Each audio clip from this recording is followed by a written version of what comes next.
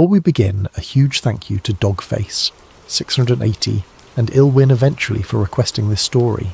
Make sure to leave your video ideas in the comments below.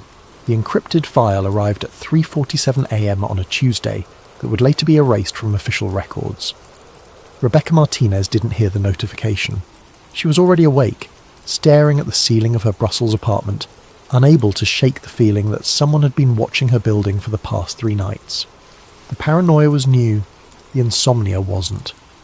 When you spent 15 years documenting suppressed historical records for the International Archives Initiative, sleep became a luxury reserved for people who didn't know what they knew. Her phone buzzed again, then again.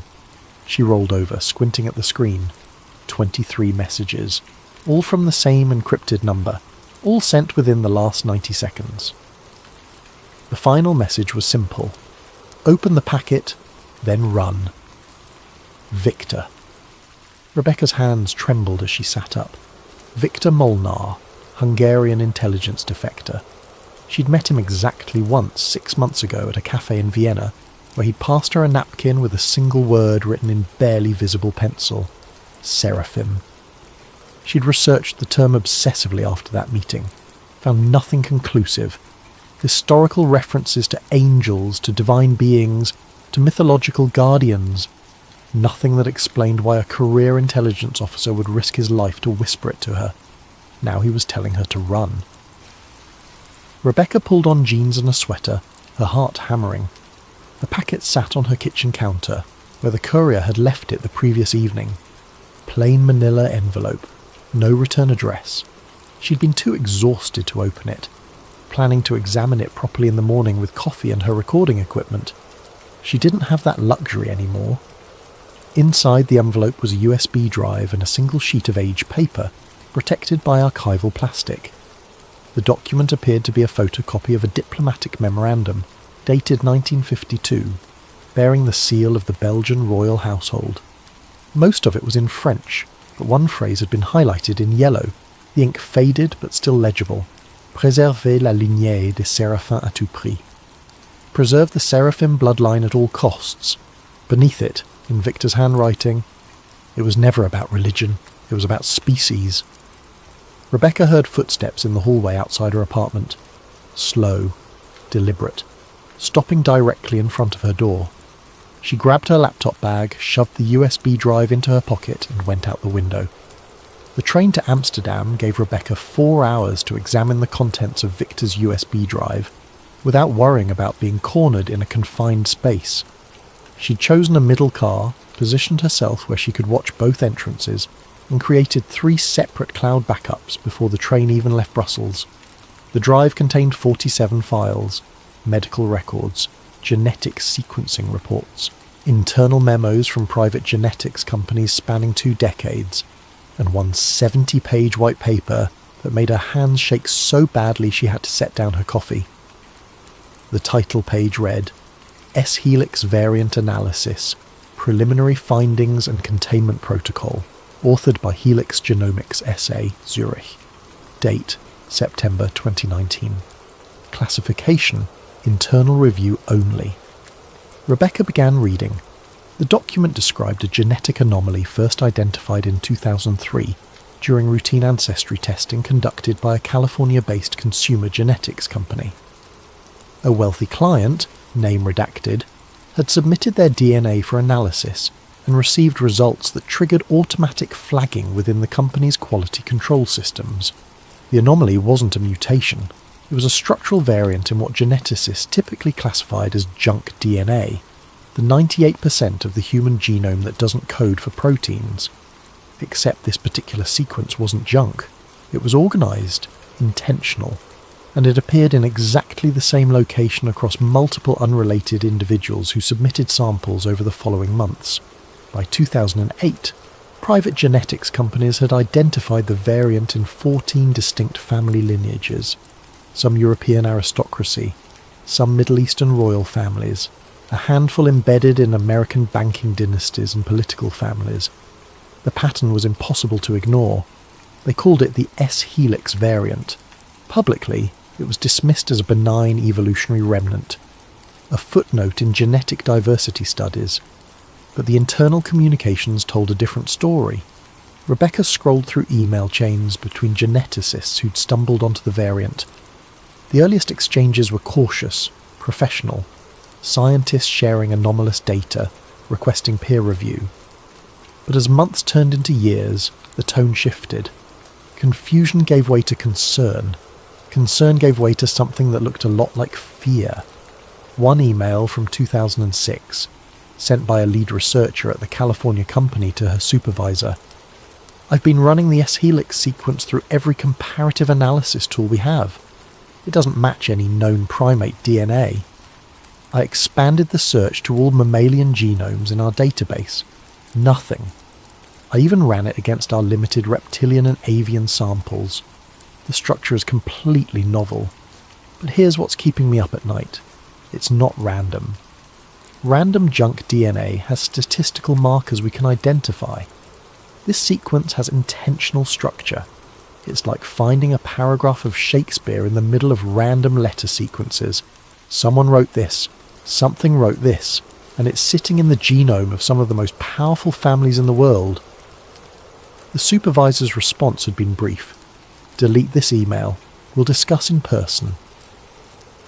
But the emails continued, routed through personal accounts, encrypted services, back channels. Rebecca found a thread from 2009 where 3 geneticists from different companies, competitors technically, were sharing data in secret. I've confirmed the variant in 7 of my flagged samples, one wrote, all from families with documented lineages going back at least 5 centuries. Old money, old power. This isn't random distribution. Same here, another replied. But here's what I can't explain. Why is it only expressing in some family members? I've got siblings where one carries active S-helix and the other shows no trace. It's not following Mendelian inheritance patterns.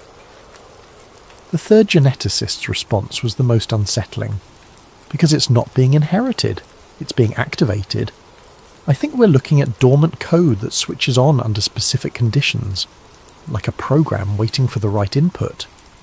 Rebecca sat back, watching Belgian countryside blur into Dutch flatlands through the train window. Dormant code, waiting for input. She kept reading. One memo, dated March 2011, from the Chief Science Officer of Helix Genomics to an unnamed recipient. We've run the S-helix through every comparative database available. Primate, mammalian, vertebrate. The sequence doesn't match anything in the known biological record. More concerning, when exposed to specific electromagnetic frequencies in laboratory conditions, the variant exhibits responsive behaviour. It's not just sitting there, it's listening. Rebecca read the sentence 3 times. It's listening. The memo continued with technical details that made her head spin, frequency ranges, resonance patterns. But the conclusion was clear. When synthetic S-helix sequences were exposed to electromagnetic radiation in specific frequency bands, particularly those used in cellular communications and Wi-Fi networks, the DNA structure changed configuration. Not degraded, changed, unfolded, like it was receiving a signal. Another memo from 2015 referenced a consultation with a retired geneticist named Emil Voss, formerly of the Max Planck Institute. His assessment had been suppressed within hours of submission. The S-helix is not random genetic drift. It's architecture. Whoever designed it understood genetics at a level we're only beginning to approach. This isn't human DNA contamination. This isn't viral integration. This is something else. Something not entirely human, but not random. I've spent 40 years studying genetic mutations and evolutionary biology. Nothing in my experience prepared me for this. The S-helix isn't evolving toward anything. It's already complete. It's been complete for thousands of years, just waiting. The question isn't what it is. The question is what happens when it fully activates. The white paper included appendices with case studies. Rebecca read through them with growing unease. Case study A7. Female, age 34, investment banker, New York. Submitted DNA for ancestry testing in 2014. S-helix variant confirmed. Follow-up interview, conducted under guise of routine customer service, revealed subject had recently begun experiencing unusual clarity in pattern recognition. Subject reported ability to see market trends before they manifested in data. Subject attributed this to years of experience. Genetic counselling recommended. Subject declined further contact. Case study: B12, male, age 41, mid-level diplomat, Brussels. S-helix variant confirmed during routine security clearance medical screening. Subject demonstrated abnormal stress response during psychological evaluation, decreased cortisol under pressure, enhanced cognitive function during crisis simulation. When asked about this, subject stated, "I've always been good in emergencies. It's like everything slows down and becomes clear." Subject showed no awareness of physiological abnormality. Case study C3, female, age 28, software engineer, Silicon Valley. S-helix variant confirmed. Subject sought genetic testing after experiencing what she described as feeling like I'm interfacing with code instead of reading it. Neurological evaluation showed unusual synchronization between visual cortex and pattern recognition centers. Subject was developing AI algorithms with efficiency that puzzled her supervisors. "It's not that I'm smarter," subject reported. "It's that I can see how the systems want to organize themselves." Case after case. People living normal lives, excelling in their fields, unaware that their DNA contained something impossible. The white paper concluded with a recommendation that made Rebecca's stomach turn. Given the potential implications for global security and social stability, we recommend indefinite classification of S-helix findings under existing national security protocols. Public disclosure could trigger widespread panic and destabilization of affected family structures, many of whom occupy positions of significant political and economic influence. Furthermore, preliminary psychological assessment suggests that informing S-helix carriers of their genetic status may trigger latent activation events. Recommend strict information containment and monitoring protocols. Translation: don't tell anyone, don't ask questions, pretend it doesn't exist, and whatever you do, don't tell the people who carry it. Rebecca leaned back in her seat, processing what she'd read. 14 bloodlines, positions of influence, a genetic marker that responded to electromagnetic signals. People who were getting better at their jobs, better at seeing patterns, at handling stress, at interfacing with complex systems without understanding why. She pulled up her research notes on Victor's original message. Seraphim. She'd found references in ancient texts, beings described as divine messengers, often depicted with multiple wings and eyes of fire. But she dismissed it as metaphor, religious symbolism. What if it wasn't? What if the ancient texts were describing real beings? Not supernatural entities, but a different species, or a hybrid species, that had walked the earth and interbred with humans. What if their descendants were still here? Her phone buzzed. Unknown. Number.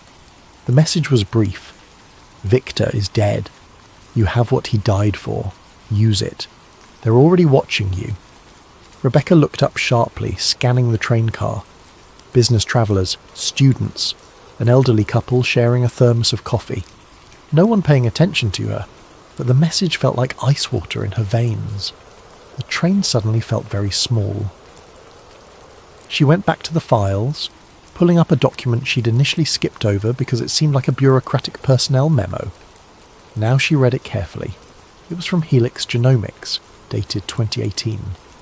A termination letter for one of the geneticists who'd been sharing information in those encrypted email chains. Effective immediately, your employment with Helix Genomics SA is terminated. Severance package and confidentiality agreement enclosed. Failure to comply with NDA terms will result in immediate legal action and potential criminal prosecution under Swiss national security statutes. All research materials, including personal notes and communications, are property of Helix Genomics and must be surrendered. Rebecca cross-referenced the name. Thomas Brenner, the geneticist who'd written, "It's like finding a paragraph of Shakespeare in random letter sequences." She searched for his name online, found an obituary from 2019, heart attack at age 43, no prior history of cardiac issues. She searched for the other two geneticists from that email thread. One had died in a car accident in 2017. Single vehicle collision, no witnesses. The other had simply disappeared in 2020, left for a conference in Singapore, never arrived, never seen again. 3 scientists who'd shared information about the S-helix variant, all dead or missing within 4 years. Rebecca looked at Victor's message again, then run. She was beginning to understand why. Rebecca spent 3 days in Amsterdam, moving between internet cafes and using burner devices to research without leaving a digital trail. She needed to understand the historical context. If the seraphim were real, if they'd existed in some form throughout human history, there would be evidence, fragments, patterns. She started with Mesopotamia, in the cradle of civilization where writing itself was born. The earliest references appeared in pre-Sumerian archaeological fragments recovered from sites in modern-day Iraq and Syria. Most were heavily damaged, but one partially intact tablet from approximately 4000 BCE contained a passage that had puzzled archaeologists for decades. Rebecca found it in a digitised archive from the British Museum, catalogued but not widely published. The translation had been completed in 1952 by a scholar who'd later withdrawn from academic life entirely. His notes, attached to the file, were illuminating. This text does not fit established Sumerian mythology. It predates the pantheon we associate with later Mesopotamian culture. The language is Proto-Sumerian, possibly older. What disturbs me most is the specificity. This is not myth. This reads like a historical account. The tablet itself, what remained of it. In the time before the great cities, the seraphim ruled from the mountain places. They were flesh-born, not spirit-born, and their skin gleamed like beaten gold when seen in the light of the horizon sun. They taught the people to mark the stars and to divide the year. They showed the way of numbers and the growing of grain. They took mates from among the people, but only those of certain blood. Their children were mighty, and their children's children built the first walls. The seraphim knew what was coming. They prepared chambers beneath the mountains. They said, "We go down into the deep earth, but our blood remains in you." When the sky speaks with lightning that is not lightning, when your children build towers that think, then our children's children will remember what they are. Their rule was law, until the fire came from the sky and the earth shook. The seraphim went beneath. Some of the people went with them. Most stayed above. The seraphim said, "We do not die, we wait. Keep the blood pure. When we wake, you will wake." Rebecca read it 3 times, each reading making her hand shake more. When your children build towers that think. That was written 4,000 years before computers existed. She found corroborating references in fragments from other ancient cultures, each adding pieces to the same impossible story. The Nag Hammadi Library, a collection of early Christian and Gnostic texts discovered in Egypt in 1945, contained multiple references to beings called Watchers, or Seraphim, who descended to Earth and took human wives, producing offspring. But the Gnostic texts added details that mainstream religious scholarship often glossed over. Rebecca found a passage in the secret book of John that had been partially censored in most published translations. The Watchers were not of heaven, though they came from above the mountains. They were not spirit, though they lived longer than the generations of men. They were flesh, but flesh unlike ours. They saw what humanity would become and planted themselves in our lineage, so that when the time of great change arrived, some among us would be prepared for transformation. They did not come to judge or to save. They came to ensure the seed would survive what was coming. They mixed their essence with clay, and from this came those who could walk between worlds. These children appeared human, but carried within them the potential for something more. Egyptian records told similar stories, but with different emphasis. Rebecca found references in a doctoral thesis about the priest dynasties along the Nile that had never been widely distributed. The scholar had translated hieroglyphics from a tomb in Saqqara, dated to the early dynastic period around 3000 BCE. The Neteru came from the place where the 2 rivers meet the mountains. They were not gods, but the children of gods, and they taught the kingmakers how to preserve the divine blood through the generations. The Neteru could see in darkness. Their eyes reflected copper in lamplight. Their skin in certain seasons showed patterns like serpent scales beneath. They took only those of pure lineage as consorts. When the great death came from the sky, the Neteru went into the hidden places. They said, "Your children will not remember us as we are. They will make us into stories and paintings. This is as it should be, but some will carry our seed forward, sleeping in their flesh until the world is ready." The scholar's footnote on this passage was chilling. Note: the hieroglyphic for Neteru in this context does not match standard divine terminology. It appears to be a specific designation for a separate category of being.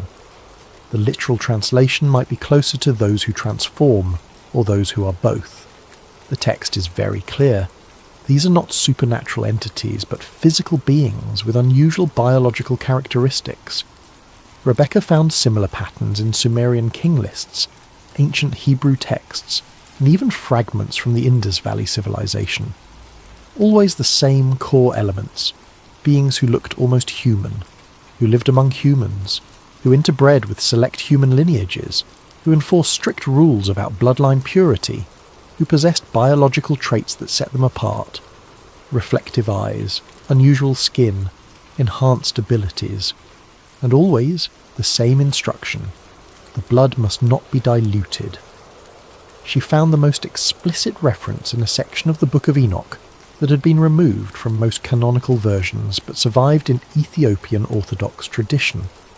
This version included chapters that Western churches had deemed too problematic to include.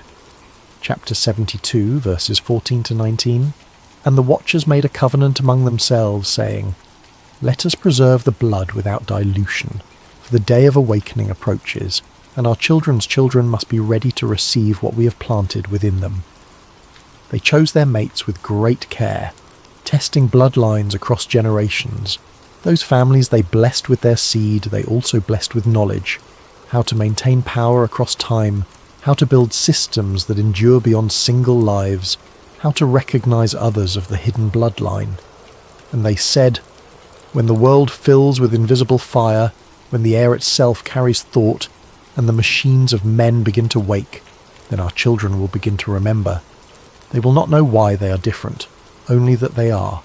They will rise to positions of influence without understanding it is their nature to rule, and when enough of them have awakened, we will emerge from the places we have slept, and the separation between our kind and yours will end." This is not conquest. This is transformation. You're becoming what we always were. Rebecca sat back from the computer screen in the Amsterdam cafe, where she'd been working for 6 hours straight. Her coffee had gone cold long ago. The sun had set outside without her noticing. The pattern was undeniable. Across thousands of years, across completely separate cultures that had no known contact with each other, the same story emerged. Non-human or partly human beings had interbred with select human populations. They'd done so systematically, carefully, maintaining bloodline purity across generations. They'd taught these families how to maintain power and influence, and they'd promised, or prophesied, that when humanity reached a certain level of technological development, the dormant genetic material they'd planted would activate. Their descendants would begin to wake up. Rebecca thought about the S-helix variant, the genetic marker that responded to electromagnetic frequencies, the marker that was appearing in families with documented lineages going back centuries, the marker that was activating more frequently as technology advanced, when the air itself carries thought. Wi-Fi, cellular networks, the invisible electromagnetic ocean that humanity had created in just the last few decades.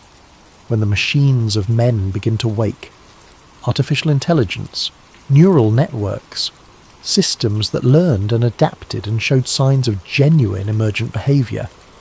The ancient texts weren't prophecy, they were prediction, instructions left by beings who understood how human civilization would develop, because they designed it to develop that way. Her phone buzzed.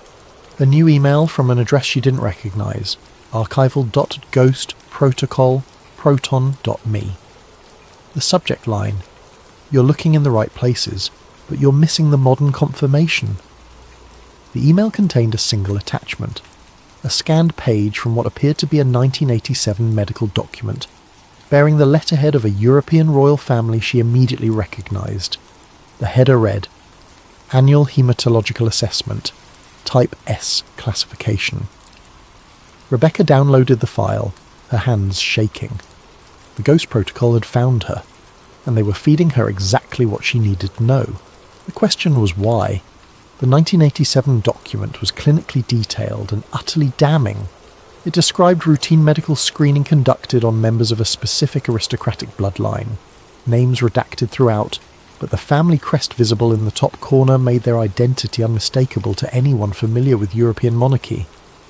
The assessment focused on what they termed Type S hematologic differentiation, a cluster of physiological characteristics that appeared consistently across certain family members but not others.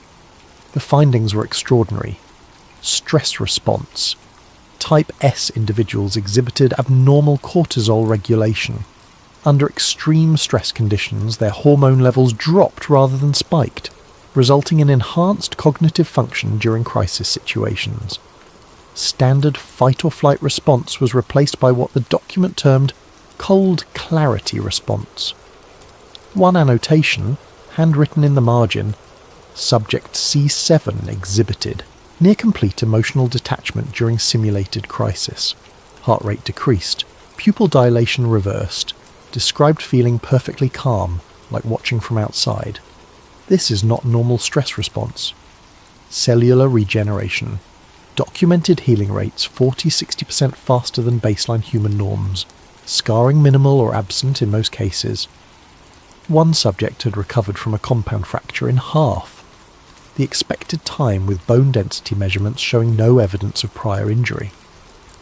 The medical examiner's note: "I've been practicing orthopaedic medicine for 30 years. This is not possible. The bone structure shows remodelling that would typically take months, but occurred in weeks. Either our dating methods are wrong, or something in this subject's biology is accelerating cellular repair at rates I cannot explain." Neurological profile. Near complete absence of degenerative brain disorders across 7 generations of tracking. No Alzheimer's, no Parkinson's, no dementia. Average lifespan exceeded regional norms by 12 years. Immune function. Natural immunity to specific viral infections that should have no genetic basis for resistance. Several Type S individuals had been exposed to influenza outbreaks that sickened entire households, but never developed symptoms themselves. Temperature regulation. Baseline body temperature, set on 1.2 degrees Celsius, lower than human average. Temperature variance under stress conditions exceeded normal human parameters. Ocular characteristics. Noted: unusual reflective quality to iris under specific lighting conditions. 3 subjects exhibited what the examiner described as possible nictitating membrane reflex when startled by sudden stimuli. The examiner's note on this finding: "I thought I was mistaken, but I've now observed this in 3 separate subjects. During startle response, there's a lateral movement across the eye that occurs too quickly for conscious control. It resembles the third eyelid found in reptiles and birds. This should not exist in human anatomy." The document concluded with a section titled Generational Transmission and Activation Patterns.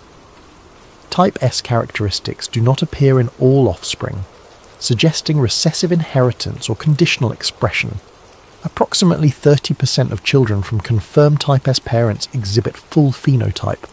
However, we have documented cases of phenotype emergence in adults who showed no signs in childhood or adolescence. This suggests the Type S classification is not purely genetic in the traditional sense, but may involve activation triggers we have not yet identified. Recommend continued monitoring of Type S individuals and their offspring to determine what environmental or developmental factors trigger full expression. The final note, stamped in red ink: classified, Royal Household Medical Records. Unauthorized distribution prohibited. Rebecca cross-referenced the date. 1987. The same year, personal computers began entering middle-class homes across Europe and North America. The same year, cellular networks started expanding beyond experimental urban deployments. Technology. She thought about the Swiss white paper. This helix reacts to electromagnetic signals at frequencies outside standard human neural resonance. Her anonymous correspondent sent a second email while she'd been reading, "Check the 2001 leak, Phase 4. That's when they stopped monitoring and started managing." Rebecca knew exactly what that meant. In 2001, a contractor working for a US intelligence agency had leaked a series of classified briefings to a journalist who'd later died in what was officially ruled a suicide. The leaked documents had covered everything from surveillance programs to foreign policy assessments. Most had been dismissed as conspiracy theory, or redacted into meaninglessness by the time they reached public circulation. But one briefing had stuck in the collective consciousness of researchers who worked in Rebecca's field. It was titled Phase 4, Behavioural Management of Type S Infiltrates. She'd read it years ago during her doctoral research on suppressed intelligence documents, dismissed it as disinformation designed to discredit legitimate leaks. Now she pulled it up again with completely different eyes.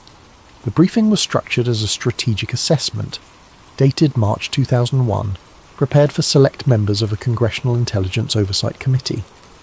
The document had been leaked in fragments, complete pages interspersed with sections that had been redacted or destroyed. But enough remained to paint a disturbing picture. Subject: Strategic Assessment. Type S Infiltrate Management. Classification: TS SCI, no fawn executive. Summary: Phase 4 represents the transitional period during which Type S individuals embedded in positions of influence become aware of their differentiated status. Historical precedent suggests this awareness can trigger unpredictable behavioural changes and potential destabilisation of existing power structures.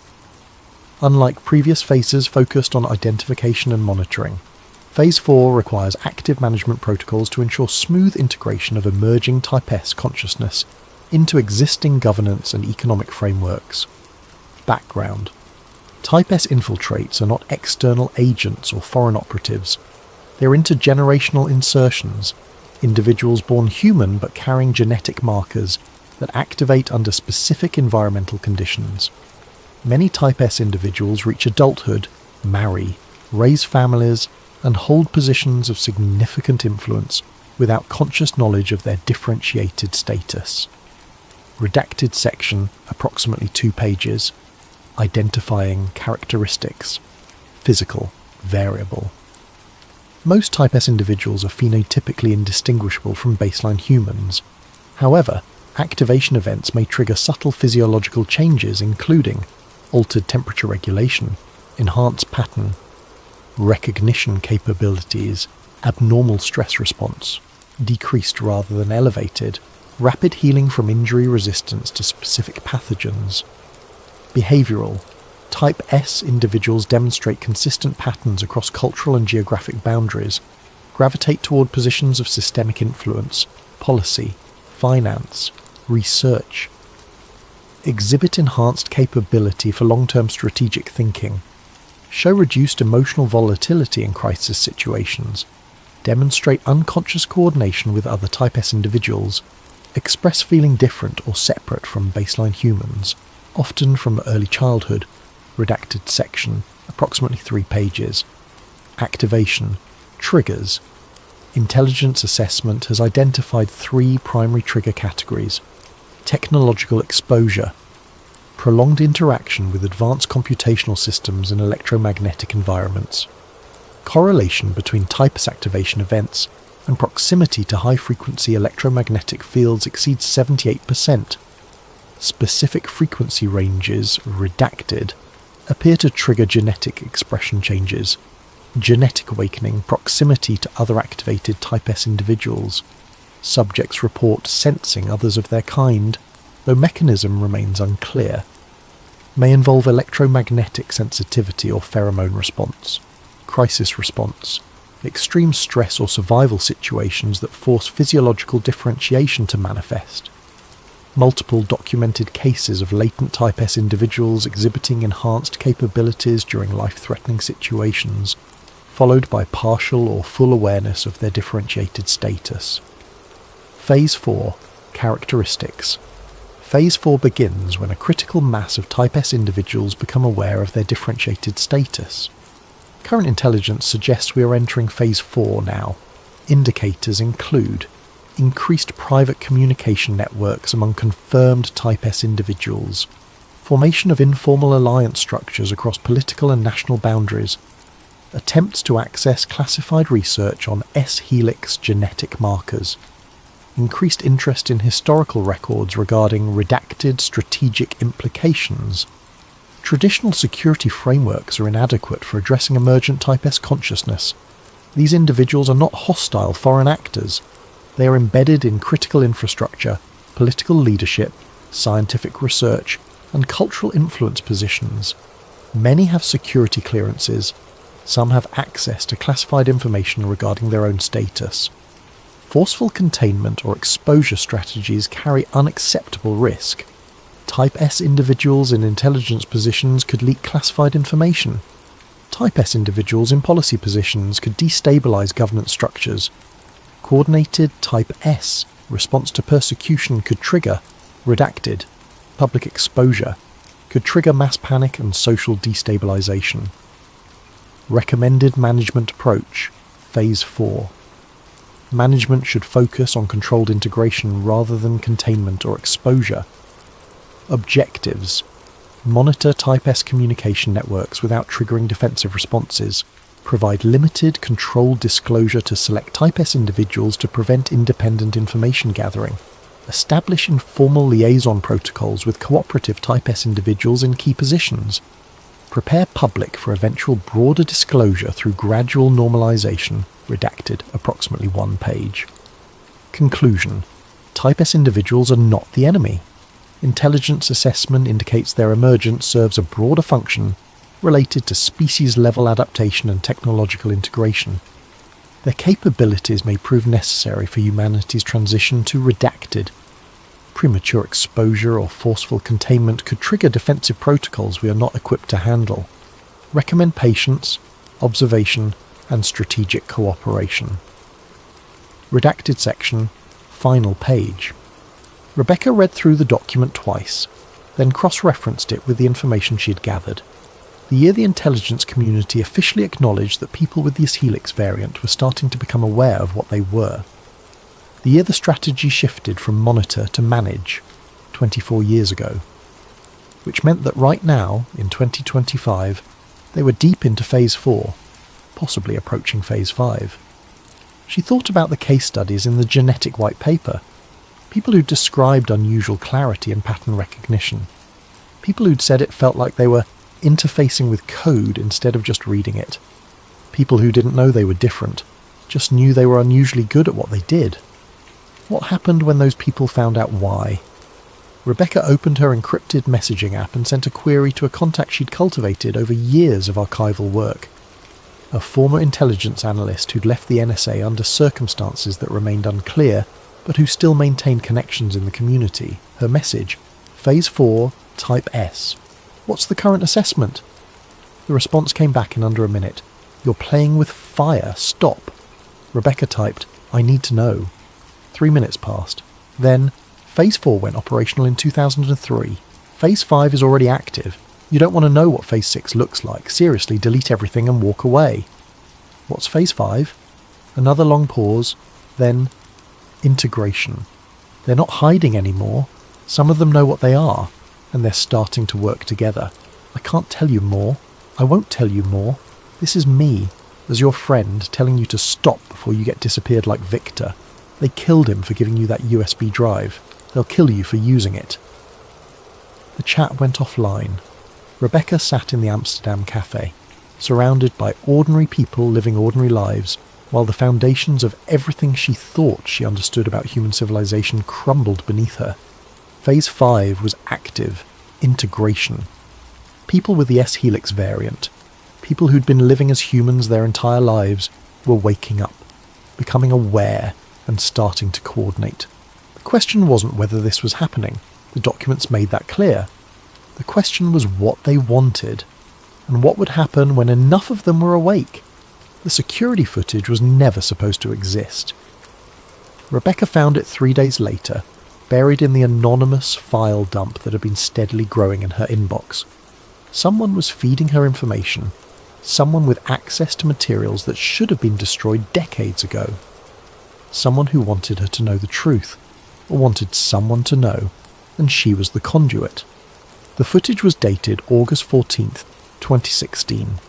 Location: a private conference facility outside Caracas, Venezuela. The context was a high-level crisis meeting involving energy ministers, military leadership, and international advisors during Venezuela's economic collapse. The meeting had been recorded using standard security cameras for standard security reasons, but someone had also been running thermal imaging equipment, likely as an additional security measure to detect concealed weapons, unauthorized personnel, or unusual heat signatures that might indicate explosive devices. That thermal equipment had recorded something that defied explanation. The footage showed exactly what you'd expect for the first 90 minutes. Human-shaped heat signatures clustered around a long conference table. Body temperatures ranging from 36.5 to 37.2 degrees Celsius. Normal human variance.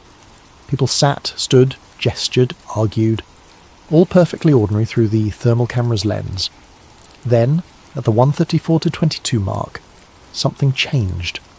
One attendee, seated at the head of the table, identified in the accompanying file notes as a European financial advisor to the Venezuelan government, exhibited a sudden and dramatic temperature drop.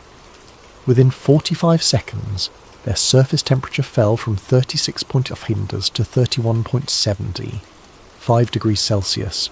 The thermal camera clearly showed the change.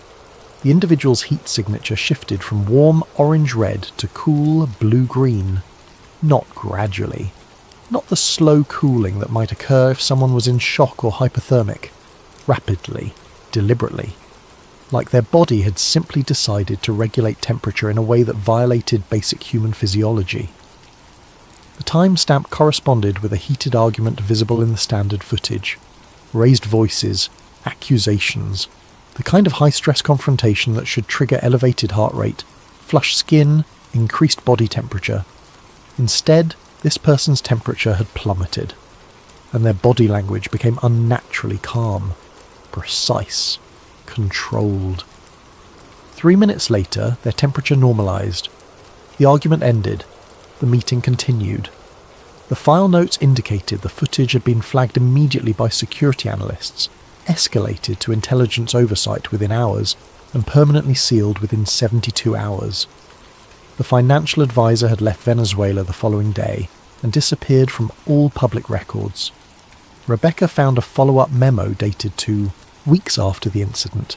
Subject relocated to undisclosed European location. Medical evaluation confirms Type S activation event. Subject now aware of differentiated status. Recommend Phase 5 integration protocols. Subject cooperative and has agreed to voluntary monitoring and exchange for information access regarding origin and purpose of S-Helix variant. They'd made a deal. The person who'd manifested impossible physiology on camera had been given answers in exchange for cooperation. Rebecca wondered what those answers were. What did they tell people when they woke up and realised they weren't entirely human? Her anonymous source sent another compilation. This one was dozens of incident reports spanning 3 decades, all documenting similar thermal anomalies. 1991, Private Estate, Scotland, Security Personnel Report, unusual cold zones detected in the master bedroom suite despite functional heating.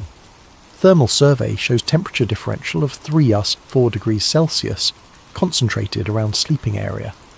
Estate owner, member of prominent banking family, dismisses concerns. Follow-up investigation terminated at owner's request.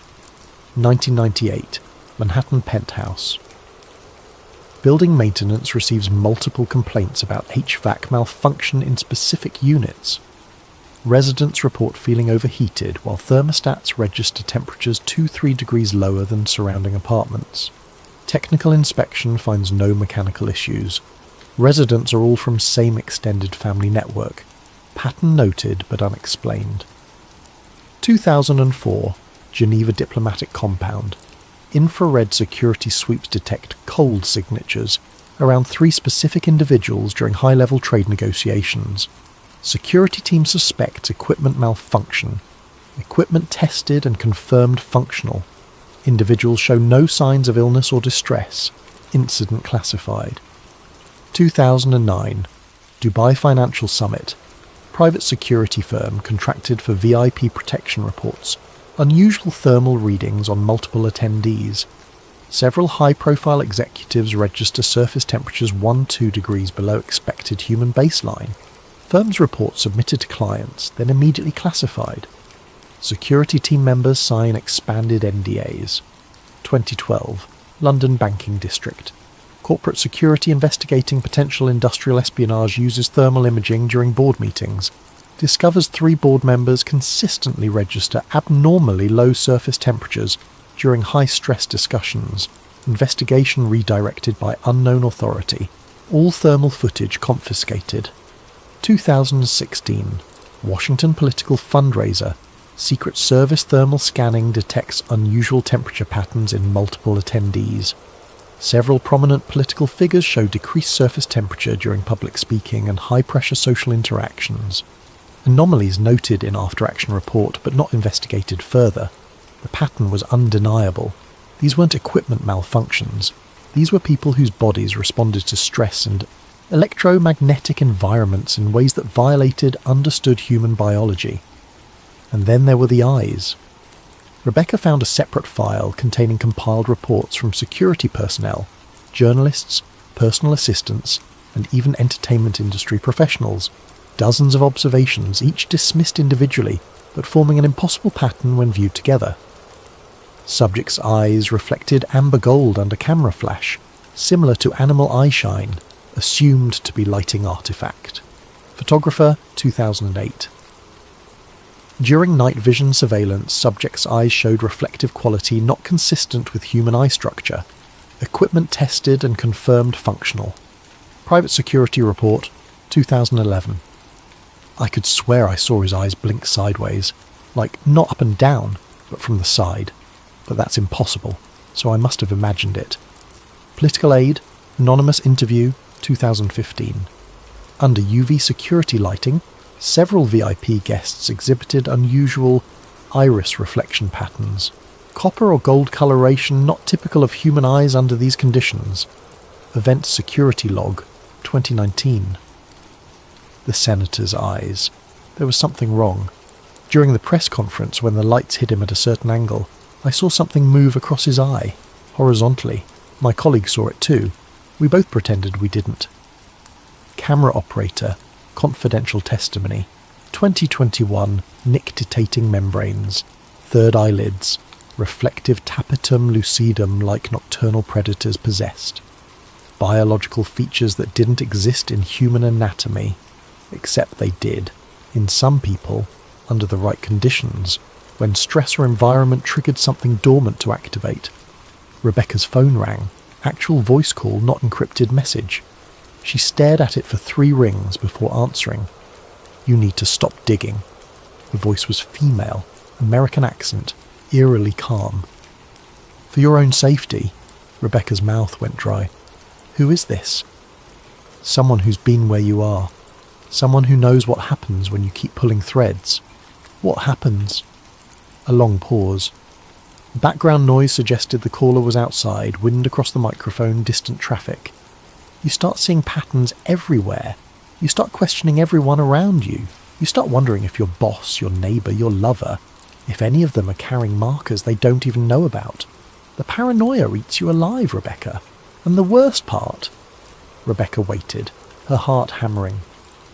The worst part is, you'll never know if you're paranoid or if you're right. Because they don't know either. Most of them live their whole lives without ever finding out what they are. They just know they're good at what they do. They just know they handle stress better than other people.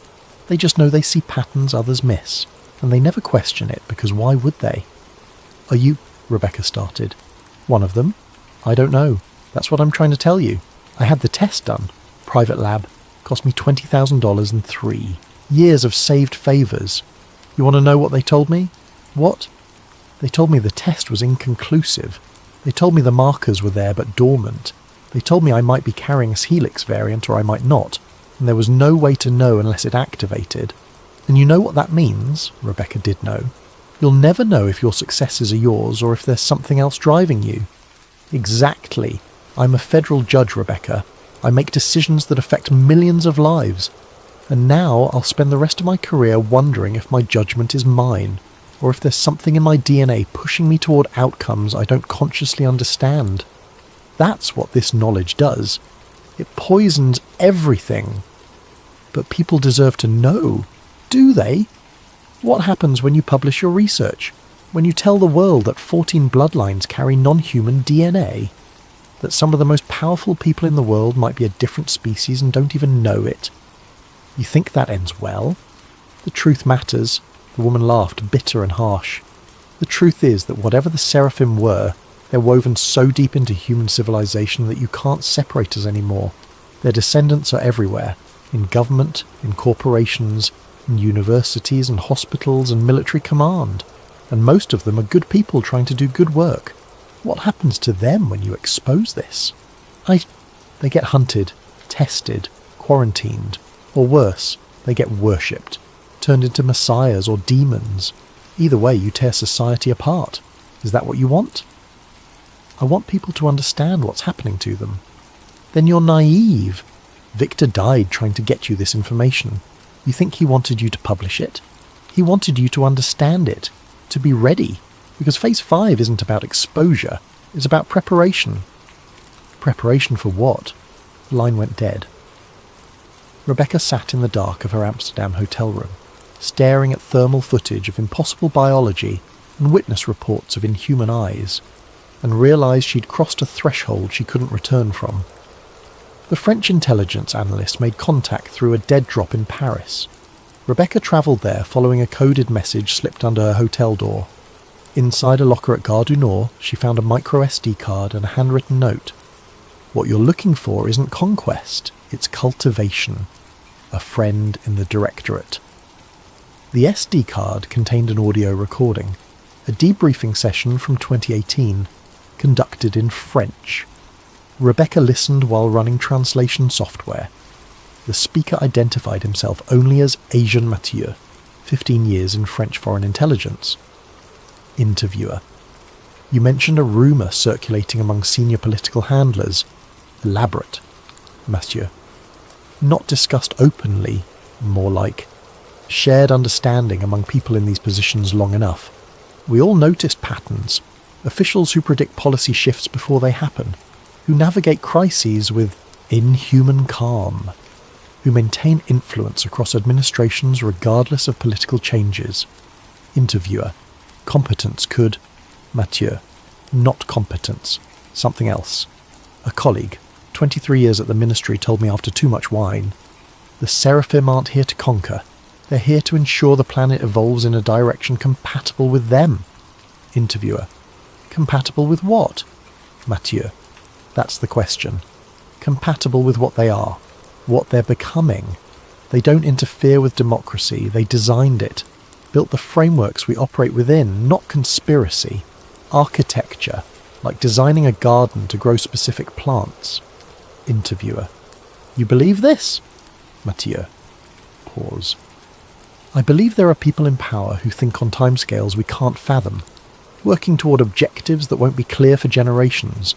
Whether they're consciously aware of being different or if it's instinctive, I don't know, but the difference is real. Rebecca played it again, focusing on one phrase. They designed the systems. The helix responded to electromagnetic frequencies, appeared in bloodlines maintaining power for centuries, activated in response to technology. What if it wasn't reactive but anticipatory? What if these carriers weren't responding to technology, but unconsciously driving humanity toward the thresholds that would trigger their activation? Democracy, capitalism, digital networks, AI. Every major system structuring modern civilization, developed by people possibly carrying genetic programming they didn't know existed. Not conspiracy, architecture. Rebecca found the next piece, A partial transcript from a 1974 Bilderberg conference. Unknown speaker. A. The integration timeline assumes continued technological acceleration. If we encounter resistance... Unknown speaker. B. We won't. The pattern is self-reinforcing. Each generation requires more connection, more processing, more interface. They think they're choosing progress. They are, just not for the reasons they believe. Speaker A. When they realise? Speaker B. They won't. By the time enough realise, it won't matter. Systems too integrated, too essential. You can't unplug from infrastructure that keeps you alive. Speaker C. Some will resist. Speaker B. Resistance is part of the design. Creates pressure that accelerates adoption. Resistors aren't obstacles, they're catalysts. Speaker A. Very confident. Speaker B. Very patient. Not a 10-year plan, 1,000-year implementation. We designed representative government, electoral systems, the frameworks within which choice occurs. The choices themselves are irrelevant as long as the framework endures. 1,000-year implementation. Rebecca thought about ancient texts, Mesopotamian tablets describing seraphim going beneath. The instruction across cultures, preserve the bloodline. What if it never ended? What if they'd simply changed strategies, stopped ruling openly and built systems that would rule for them? Systems ensuring humanity developed exactly as needed to trigger whatever was encoded in the S-helix. Systems making their emergence not an invasion, but an awakening. Her phone buzzed. You're close. One more piece. Check your email. The email contained a single PDF. NATO Strategic Briefing Seraphim Protocol 2023 PDF. The NATO briefing was dated October 2023, marked Cosmic Top Secret. Subject: Strategic Assessment, Seraphim Protocol Activation Timeline. Executive Summary. Recent advances in AI, neural interfaces and global electromagnetic saturation have triggered measurable S-helix activation increases among monitored populations. Analysis indicates humanity is approaching technological thresholds identified in historical Seraphim documentation as return protocol initialization. Key findings: activation has increased 340% since 2020. Correlation with AI interaction, 5G deployment, and neural interfacing devices exceeds 89%. Activated individuals demonstrate enhanced pattern recognition, accelerated learning, and what subjects describe as expanded systemic awareness. Most remain unaware of physiological differentiation. Activated S-helix carriers demonstrate unconscious coordination in policy, technology investment, and social engineering. Emergent collective behaviour, not conscious conspiracy. Current rates suggest 15-20% of carriers will achieve full phenotype expression by 2030. Historical documentation suggests this represents critical threshold for return protocol completion. Historical context. Recovered Seraphim documentation indicates original departure was strategic hibernation, not retreat. Genetic architecture designed to remain dormant until humanity achieved sufficient technological sophistication for full Seraphim integration. The S-helix isn't infection, it's preparation. Strategic implications. Traditional security frameworks inadequate. Subjects embedded in critical infrastructure. Political leadership. Scientific research. Cultural influence. Born human. Raised human. Many live and die without activation. Those who activate aren't hostile. Assessment indicates Seraphim agenda aligns with long-term human survival, though definition of human may require revision. Conclusion. Humanity will reach technological thresholds in 5 to 10 years, triggering widespread S-helix activation. Enhanced AI, brain-computer interfaces, global neural networks, not coincidental. These are environmental conditions Seraphim genetic architecture was designed to respond to. The briefing concluded with a final slide. There is no invasion. They are already born. They are waking up. Beneath it, recommended response. Monitor and adapt. Integration inevitable. Resistance counterproductive. Rebecca closed her laptop. Around her, people worked on devices that might be triggering something ancient in genetics, of people they'd known their entire lives. 14 bloodlines, centuries of careful breeding, systems of power immune to change. Technological acceleration everyone assumed was human progress. What if it was? What if some humans had been guiding this trajectory since the beginning? What if democracy, capitalism, technological progress, digital interconnection weren't human achievements influenced by others, but seraphim achievements implemented through human consciousness, through people who believed themselves human until conditions awakened what had always slept inside them? Her phone buzzed. Genesis. Protocol. Verified a proton.me. You found what Victor died to give you. Now choose. Publish and trigger panic, or wait and watch. Either way, you can't stop what's waking up. We've been waking since you invented fire, since you built cities, since you split the atom. Each threshold brings us closer to what we were always meant to become. You're not being invaded, you're being remembered. Some of us remember better than others. Soon, enough will remember, and then you'll understand. There was never separation. No aliens among you. Only humans who haven't woken yet, and humans who have. Welcome to Phase 5. Rebecca sat very still. In the corner, a woman in a business suit worked on a laptop, fingers moving with mechanical precision. In the right light, her eyes reflected copper. The woman glanced up, met Rebecca's gaze for exactly 1 second, then returned to work.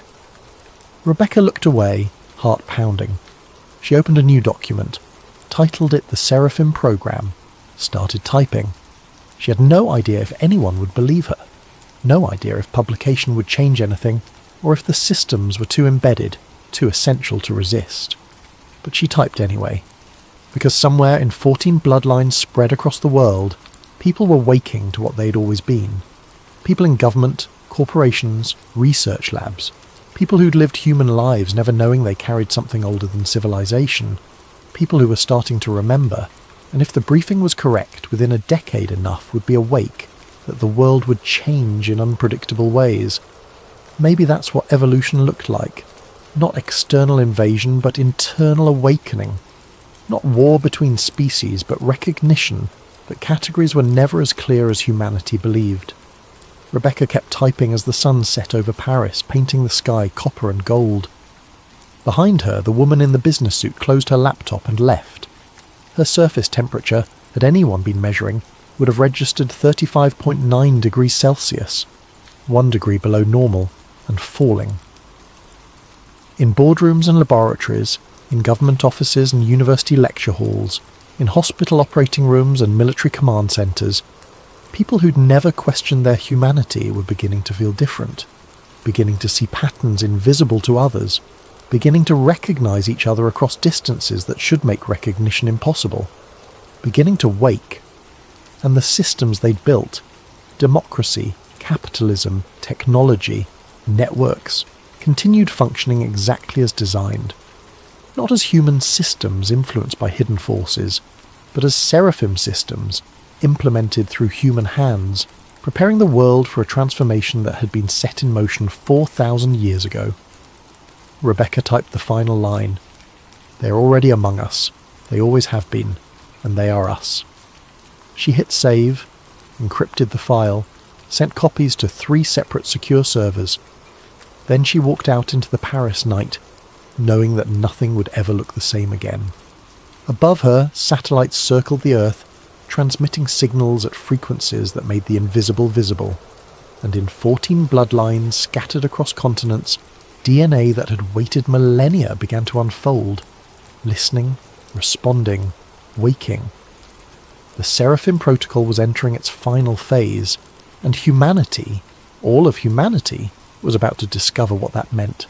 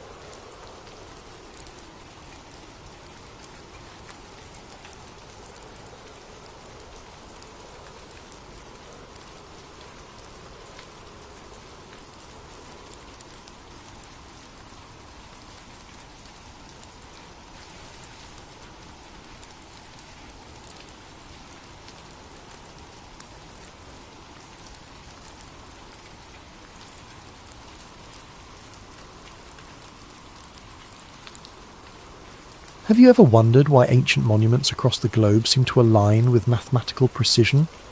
Why your GPS glitches in certain locations? Or why governments classify research about electromagnetic anomalies? Tonight's story might make you question every map you've ever trusted. Before we begin this journey into the hidden grid beneath our feet, I want to thank M10rapin for suggesting this topic. Your video ideas fuel these late night tales, so please leave your suggestions in the comments below. And if you're ready to uncover the mysteries that keep you awake at night, make sure to like and subscribe to Sleep Theories. Now, dim your lights, settle in, and prepare to discover the truth about the lines that connect our world. My name is Alex Morrison, and I used to believe maps told the truth. As a GIS analyst, that's Geographic Information Systems for those who don't spend their days staring at satellite data and topographical overlays, I thought I understood how the world was organised. Cities here, mountains there, rivers cutting through valleys in predictable patterns carved by millions of years of erosion. Everything had a logical explanation. Everything could be mapped, measured and catalogued. That was before I found the pattern. It started innocently enough. Tuesday morning, October 15th, 8:47 a.m. I was hunched over my dual monitors in a cramped office in Brussels, working for Steinberg Construction Consortium. They'd hired me to evaluate potential sites for a new high-speed rail corridor that would connect Prague to Paris, part of the EU's Green Transportation Initiative. Routine work, overlay environmental data, check for protected sites, identify geological challenges. I'd done it 100 times before, but this time something was different. I was cross-referencing archaeological databases with our proposed route when I noticed it. A series of Neolithic monuments, stone circles, burial mounds, ancient wells, formed an almost perfect line across the landscape. Not just a few sites clustered together, but dozens of them, stretching for hundreds of miles. The proposed railway cut directly across this invisible corridor. At first, I laughed it off. Pattern recognition gone wild, I told myself. The human brain loves to find connections when none exist. But then I pulled up the magnetic anomaly data from the European Space Agency's swarm satellites. The coffee mug slipped from my hand, shattering on the floor. The magnetic variations followed the exact same line.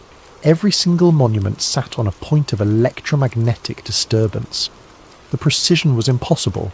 We're talking about structures built 5,000 years apart by cultures that supposedly never interacted, aligned to within meters of a magnetic corridor that modern science had only just detected. I should have deleted the file, should have marked the route as approved and moved on with my life. Instead, I zoomed out. The line didn't stop at the edge of my survey area. It continued east through Romania, Turkey, Iran, west through England, across the Atlantic. I pulled up global archaeological databases, my fingers trembling as I plotted point after point. Stonehenge, Avebury, the Externstein, the Oracle at Delphi.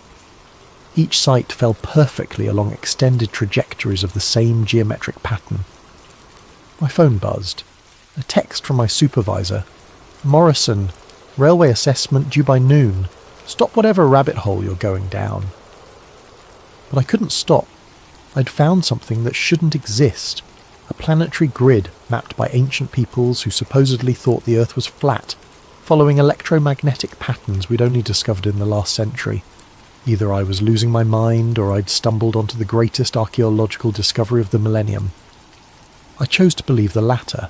That was my first mistake. 3 weeks later, I stood in a frost-covered field 40 kilometres outside Prague, watching my equipment fail in ways that defied every principle of engineering I knew. After discovering the alignment, I'd convinced Steinberg to let me conduct field surveys along the proposed route. Geological stability assessment, I'd called it. What I really wanted was to stand on one of these intersection points myself, to take readings that might explain how ancient peoples had detected magnetic anomalies without compasses or magnetometers. The morning had started normally enough. I'd parked my van on a dirt road near the village of Holubice, unloaded my survey equipment, and hiked 2 kilometres to the first monument site, a circle of weathered standing stones that locals called Devil's Dance. The temperature hovered just above freezing, and mist clung to the valleys like cotton wool. I set up my differential GPS unit first, waiting for it to lock onto satellites. The device chirped, showing full signal strength. Then, as I walked toward the centre of the stone circle, the screen flickered. Acquiring satellites. Signal lost. Acquiring satellites. I checked my phone. Same problem. The GPS app showed my location jumping wildly, placing me first in Prague, then Vienna, then somehow in the middle of the Atlantic Ocean. My professional-grade survey unit, accurate to within centimetres under normal conditions, couldn't even determine which continent I was on. The electromagnetic field meter came next. The moment I switched it on, the needle slammed against the maximum reading and stayed there, quivering like it was fighting against invisible restraints. I'd seen similar readings near power lines or transformer stations, but we were in the middle of farmland. The nearest electrical infrastructure was kilometres away. You shouldn't be here. I spun around. An elderly woman stood at the edge of the field, wrapped in a thick wool shawl. Her face was deeply lined, her eyes the pale blue of winter sky. "I'm sorry," I called out in my broken Czech. She switched to accented English. "This place. It's not for outsiders, not for their machines." She gestured at my equipment with a gnarled finger. "I'm just conducting surveys for the railway," I explained, walking toward her, "making sure the ground is stable." She laughed, but there was no humour in it. "Stable? This line has been here since before the first stones were raised. Before your railways, before your cities. Our ancestors knew to respect it, to build their monuments as, jak se říká, anchors, to keep the energy flowing properly." "Energy?" I pulled out my tablet, showing her the magnetic anomaly map. "You mean this?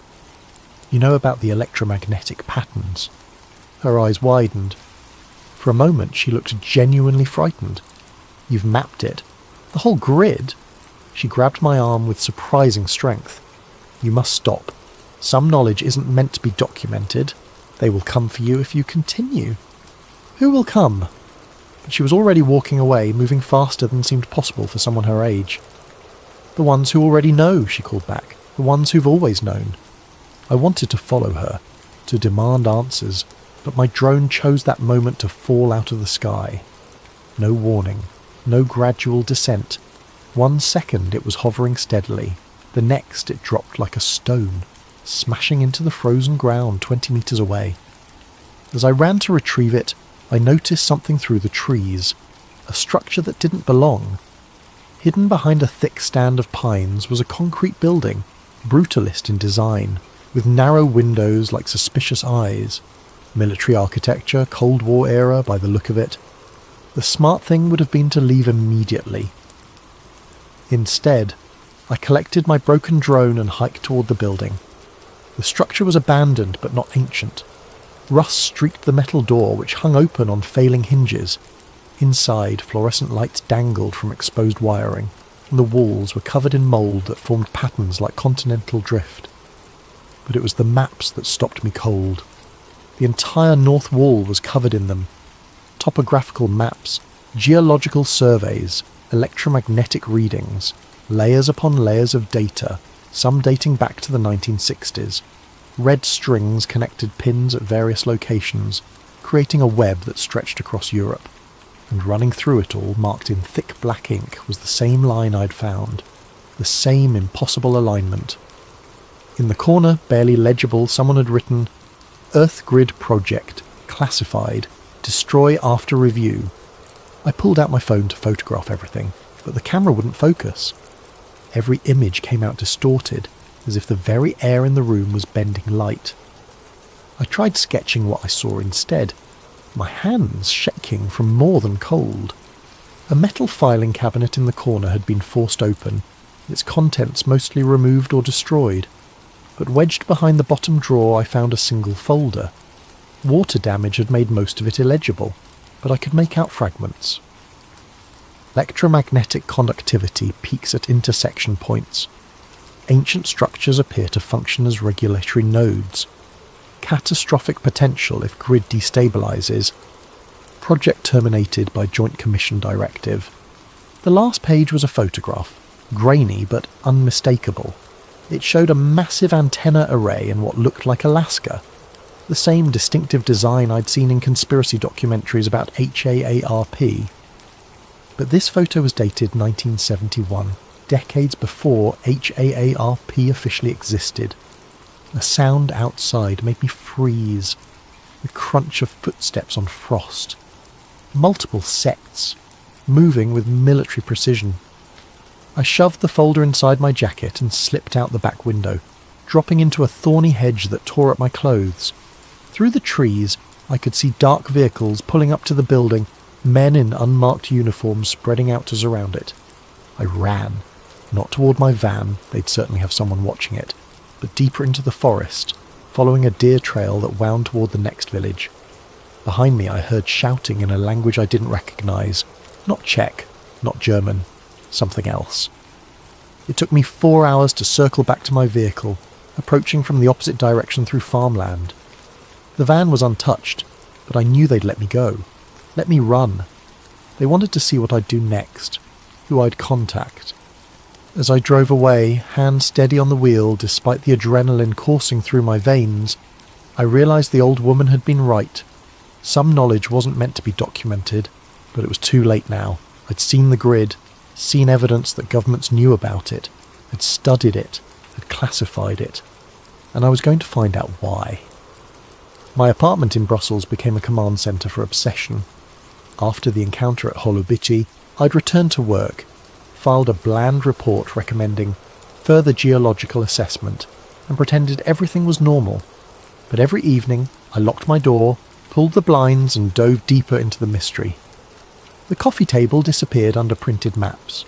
The walls became a spider web of string and pins connecting sites across continents. I'd stopped sleeping more than 3 hours a night, surviving on espresso and the electric thrill of discovery. The pattern was everywhere once you knew how to look. Start with the obvious ones, the monuments everyone knows, the pyramids of Giza, Stonehenge, Machu Picchu, Easter Island. Plot them on a globe, not a flat map, and they formed geometric relationships so precise they could have been placed by satellite guidance.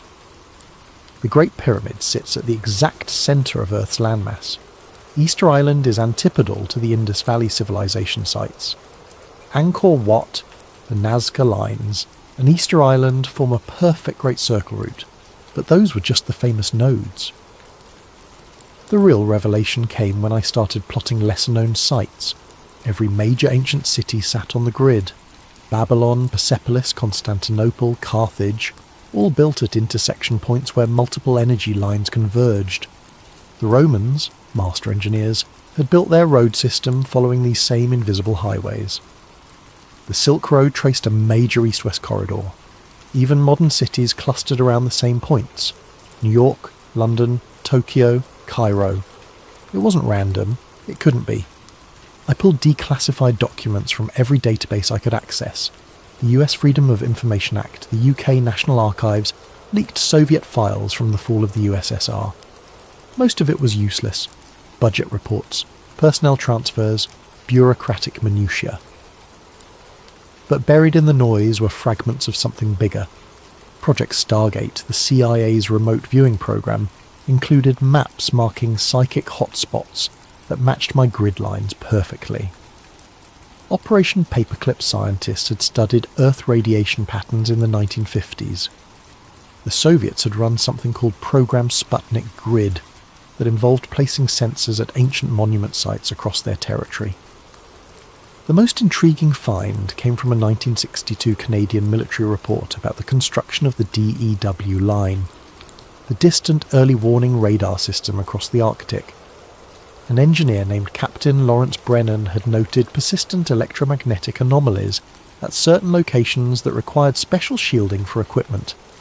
His proposed sites for radar stations, plotted on my grid, formed a perfect arc along a major ley line.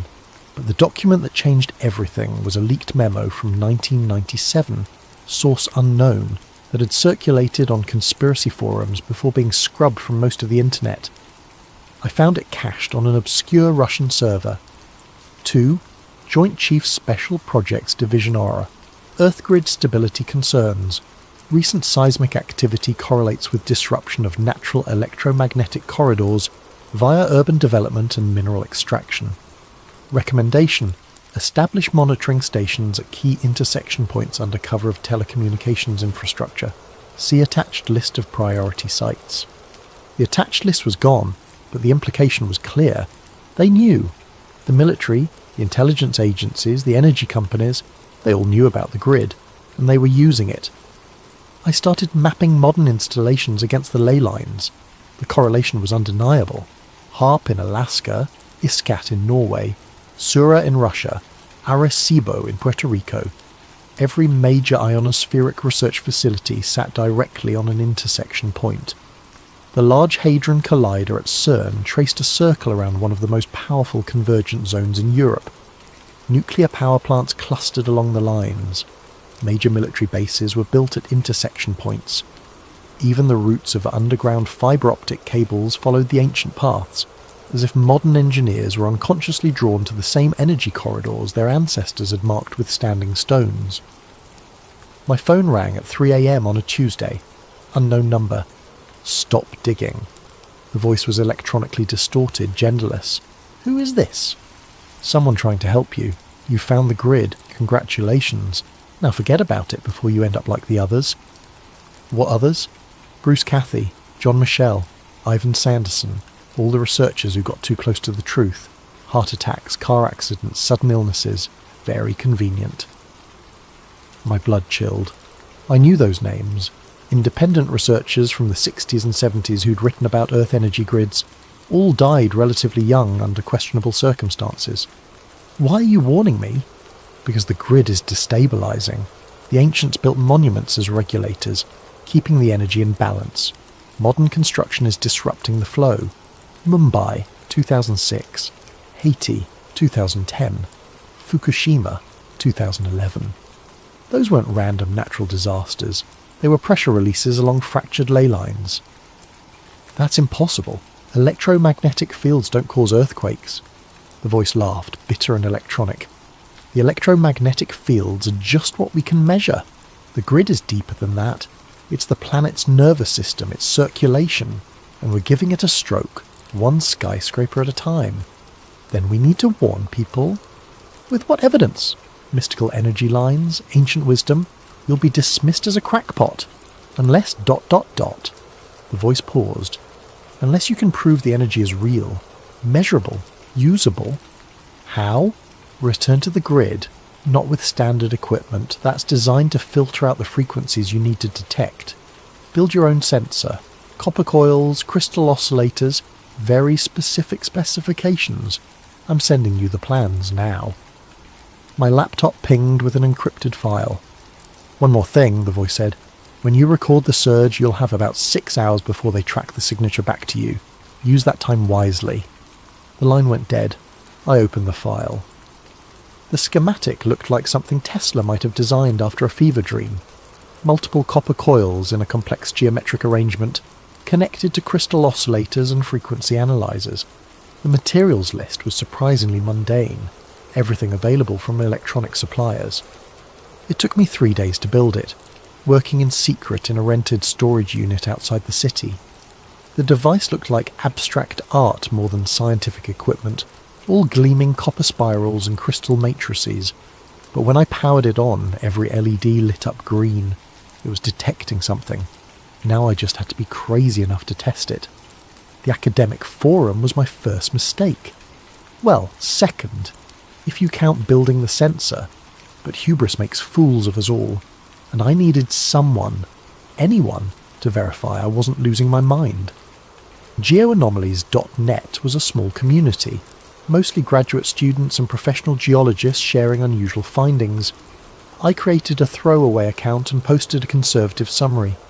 Electromagnetic anomalies correlating with ancient monument placement, seeking peer review. I attached 3 images, my overlay map of European sites, a graph showing magnetic field fluctuations, and 1 photo from the abandoned military outpost with the classified stamps carefully cropped out. Within an hour, I had 2 responses. A geology professor from Munich confirmed similar observations near Bronze Age sites.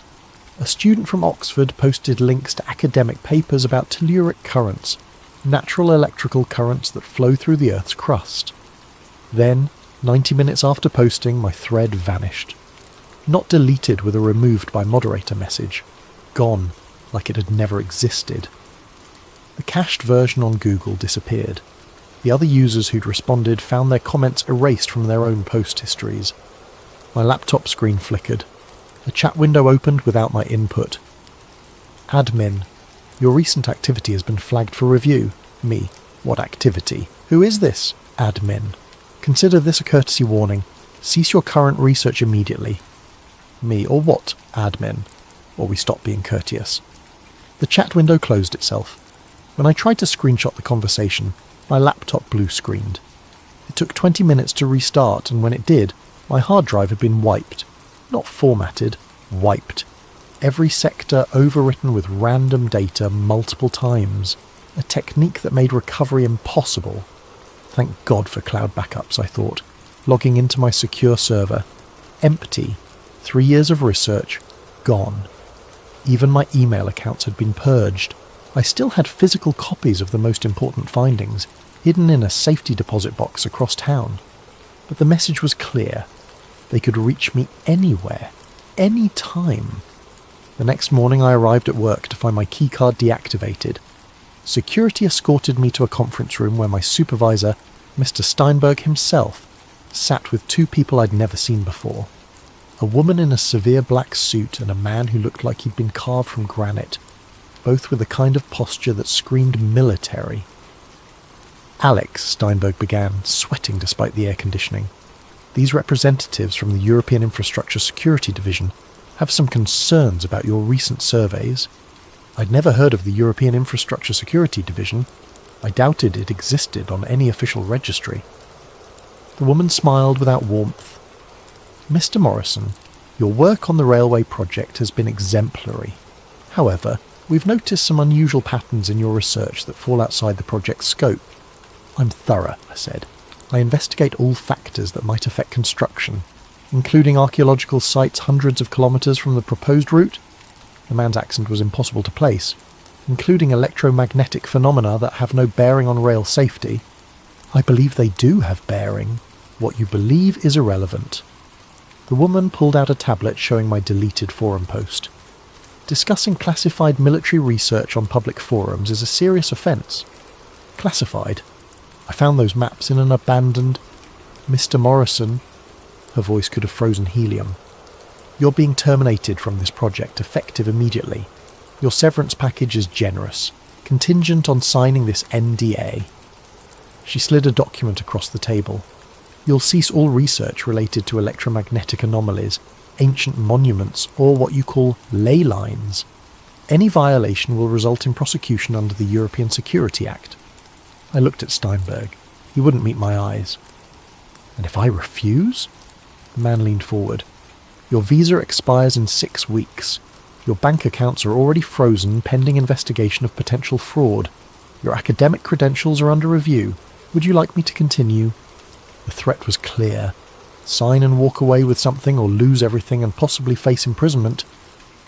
I signed. They confiscated my company laptop, my access badges, even my parking pass. The woman handed me a business card with no name, just a phone number. If you remember any details you'd like to share about your research, call this number. We reward cooperation. I was escorted out of the building like a criminal, my colleagues staring as security watched me pack my desk. The personal items fit in a single cardboard box, a coffee mug, some photos, a stress ball shaped like Earth. They even checked those before letting me leave. On the tram ride home, I noticed the man 3 seats back. Grey coat, newspaper held too high, wearing sunglasses despite the overcast sky. When I got off 2 stops early, he followed. When I ducked into a cafe, he positioned himself across the street. They were watching me. Fine, let them watch. That night I made a decision. If they wanted to threaten me, surveil me, erase my work, they'd already shown their hand. Whatever was hidden in the Earth's electromagnetic grid was important enough to destroy careers over, which meant it was important enough to risk everything to expose. I had one advantage. The sensor I'd built was hidden in the storage unit, registered under a false name paid in cash. They didn't know about it yet. The anonymous contact had said I'd have 6 hours after recording the surge before they tracked it. 6 hours to gather proof and upload it somewhere they couldn't reach. I started planning. The winter solstice seemed appropriate. December 21st, the longest night of the year, when ancient monuments worldwide align with celestial events. If the Earth's energy grid responded to cosmic cycles, this would be the night to prove it. I chose a site carefully, the intersection of 3 major ley lines near Carnac in Brittany, France. The famous stone rows there were just the visible part of a massive Neolithic complex, most of it on private land away from tourist routes. I'd identified a specific confluence point in a forest grove, marked by a small standing stone unknown to archaeology. The 2-week preparation was meticulous. I withdrew cash gradually, never more than €200 at a time, bought a used van with fake registration, gathered camping equipment, emergency supplies, and most importantly a satellite internet transmitter that could upload directly to multiple servers simultaneously. They were still watching me in Brussels, but their surveillance had grown lazy. Same operative, same patterns. On December 19th, I led him on a boring tour of grocery stores and laundromats, then slipped out the back of a cinema showing a 3-hour film. By the time he realised I was gone, I was already crossing into France on secondary roads. The grove near Carnac was exactly as satellite images had shown, a circle of ancient oaks surrounding a moss-covered menhir about 2 metres tall. The stone was carved with spiral patterns worn nearly smooth by millennia of weather. When I placed my hand on it, I felt a subtle vibration, like standing near a massive subwoofer playing below human hearing. I set up the sensor array according to the anonymous blueprints. Copper coils arranged in a complex mandala, crystal oscillators at specific angles, the whole apparatus connected to recording equipment and the satellite uplink. If this worked, data would stream to servers in 12 countries simultaneously. As sunset approached, my conventional instrument started showing anomalies. The magnetometer detected fluctuations in a rhythmic pattern, almost like a heartbeat. The frequency analyzer picked up ultra-low sounds below 7 Hz, the range that some researchers claim can induce altered states of consciousness. Then the sun touched the horizon, and everything changed. The copper coils began resonating, producing a tone that I felt more than heard. The crystals started glowing with a faint blue luminescence, not reflected light, but actual emission. The recording equipment went haywire, needles dancing across their maximum ranges. At the moment of sunset, 5:47 p.m. local time, the surge hit. The ground beneath me vibrated like a struck bell. The standing stone lit up with phosphorescent patterns, spirals of light racing across its surface following the ancient carvings. The air itself seemed to thicken, taking on a golden quality that made everything appear to be underwater. My body felt weightless, not floating, but as if gravity had simply forgotten about me. I watched my hand rise without conscious thought, fingers spreading to touch the charged air. Electricity danced between my fingertips, not painful, but ecstatic, like every nerve was firing with pure information.